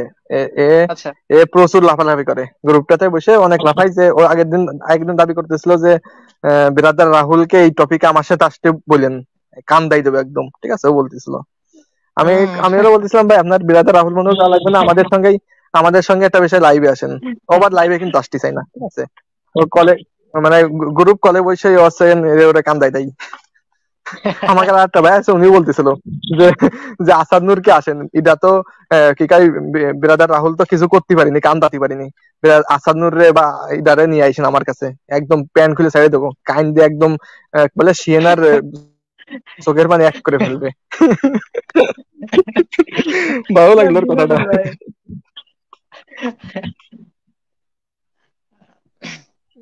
তখন তোমার ডিভাইস দুটা হয়ে গেছে। আচ্ছা রনক ভাই, হ্যাঁ, আমি তাহলে আলোচনাটা আলোচনাটা এখন এই পর্যন্ত শেষ করেন, হ্যাঁ বুঝছেন হ্যাঁ, ভাই। এখন বলতেছি আলোচনাটা শেষ করে দেন, আর নেক্সট কখন কি করবেন কোনো প্ল্যান থাকলে বলে দেন, আচ্ছা, নাহলে পরে বললেন, সেটা সমস্যা আমরা নেই। নিজেরা নিজে হয়তো করে নেবো, সমস্যা আলোচনা নাই। অনেক বড় হয়ে গেছে, আর হ্যাঁ, আর এখন শেষ আলোচনা করে চালাতে দিই। আমার একটা বিষয় খারাপ লেগেছে, সেটা হচ্ছে অনেক মুসলিম মানে অনেক গালাগালি করছিল মানে কমেন্টের মধ্যে, হুম। মানে কমেন্ট করে আসছিল তো, মানে এই বিষয়টা মানে একটু কেমন লাগছে। বিষয় হচ্ছে কমেন্টে গালাগালি করার যে কি আছে, ডিবেট তো চলছে। আচ্ছা, কি অনেক মুসলিম কি আরেকবার বলেন তো, অনেক মুসলিম কি হয়েছে? মানে অনেক মুসলিম আবার মানে তাকেও মানে অনেক অমুসলিমও তার রাহুলকে, তখন আবার কিছু মুসলিম তার মানে জবাব দেওয়ার চেষ্টা করছিল কমেন্টের মধ্যেই। মানে গালাগালি কমেন্ট করছিল, গুলো হ্যাঁ দেখছিলাম আমিও। হ্যাঁ হ্যাঁ হ্যাঁ, আমি এই এখানে অবাক বিষয়টা ঠিক হয়েছি না ভাই, অবাক হয়েছি, জাস্ট অবাক। আমি তো আমার ভাই। আমার আমার ফ্রেন্ড লিস্টে অনেক আহলে কোরআন আছে, বুঝছেন। হুম হ্যাঁ, হুম। আমার ফ্রেন্ড লিস্টে অনেক আহলে কোরআন আছে। আমি জানতাম এরা এমনি হাদিস অস্বীকার করে, ঠিক আছে, আমাদেরকে অপছন্দ করে, ঠিক আছে, কিন্তু ভাই আমি এটা জানতাম না যে এরা রাসূল সাল্লাল্লাহু আলাইহি ওয়াসাল্লামকে অপছন্দ করে এরা। এটা আমি দেখে জাস্ট অবাক হয়েছি। হ্যাঁ, ওরা বিরাদার নাউজুবিল্লাহ। রাহুলের পক্ষ মানে বিপক্ষ করে আসাদ নূরের পক্ষ নিয়ে, বুঝছেন, আসাদ নূরের পক্ষ হাই হাই। নিয়ে বিভিন্ন প্রকারের কথা বলতে, রসুলের চরিত্র নিয়ে প্রশ্ন করতেছে, ঠিক আছে। আমি জাস্ট অবাক হয়েছি, একটা সে আহলে কোরআন, তারপর তো সে ইমানের দাবি করে, আমাদের কাছে সে তো ভাই আহলে মুমিন না, কোরআনটা তারা, তারপর সে ইমানের দাবি আহলে করে, সে কোরআন কিভাবে তো এই তারা, কথাগুলো বলতে পারে তাহলে? এরা ভাই নাস্তিকদের থেকে জঘন্য, আহলে কোরআনটা নাস্তিক থেকে জঘন্য। কারণ একটা আহলে কোরআন মানে একটা নাস্তিক, বুঝছেন ভাই, একটা নাস্তিক সে শুধু নাস্তিক, সে মুরতাদ আমাদের ভাষায়। কিন্তু একটা আহলে কোরআন সে মুনাফেক, সে মুরতাদ তো আগে হয়েছে, হওয়ার পর আবার মুনাফেক, ইসলামের ভিতরে থেকে ইসলামের ক্ষতি করে এরা। সেটাই। মানে এটা মানে আমার কথা হচ্ছে, ওরা তো কুকুর ঘেউ ঘেউ করবে, এখন তার জবাব দিতে যদি আমরাও ঘেউ ঘেউ শুরু করি তাহলে তো এটা কেমন হয়ে যাচ্ছে না? হ্যাঁ, এই জন্য কমেন্টে অনেকে হ্যাঁ বাড়াবাড়ি সেটাই তো। করেছে। হুম, এটা একটু জাস্ট ছিল। আর যাই হোক, বিতর্ক অনেক ভালো হয়েছে এবং এ দ্বারা আমি অনেক উপকৃত হয়েছি, মানে নিজে অনেকগুলো দলিল পেয়েছি, মানে আগে জানা ছিল না এমনও দলিল পেয়েছি। হ্যাঁ, যদি এটা জব কিন্তু আমাদের জানাই ছিল প্রায়, যে কিভাবে জবাব দিতে হবে তাদের। কিন্তু অনেক নতুন নতুন কিছু পেয়েছি। তো যাই হোক, আমরা আজকের লাইভ এখানে শেষ করে দিচ্ছি। ফারদিনে যুক্ত হওয়ার কথা ছিল কিন্তু যুক্ত হয়নি এখনো, আর আমাদের টাইমও অনেক হয়ে গেছে। তো আমরা আজকের লাইভ এখানে শেষ করছি। আসসালামু আলাইকুম ওয়া রাহমাতুল্লাহি ওয়া বারাকাতুহু।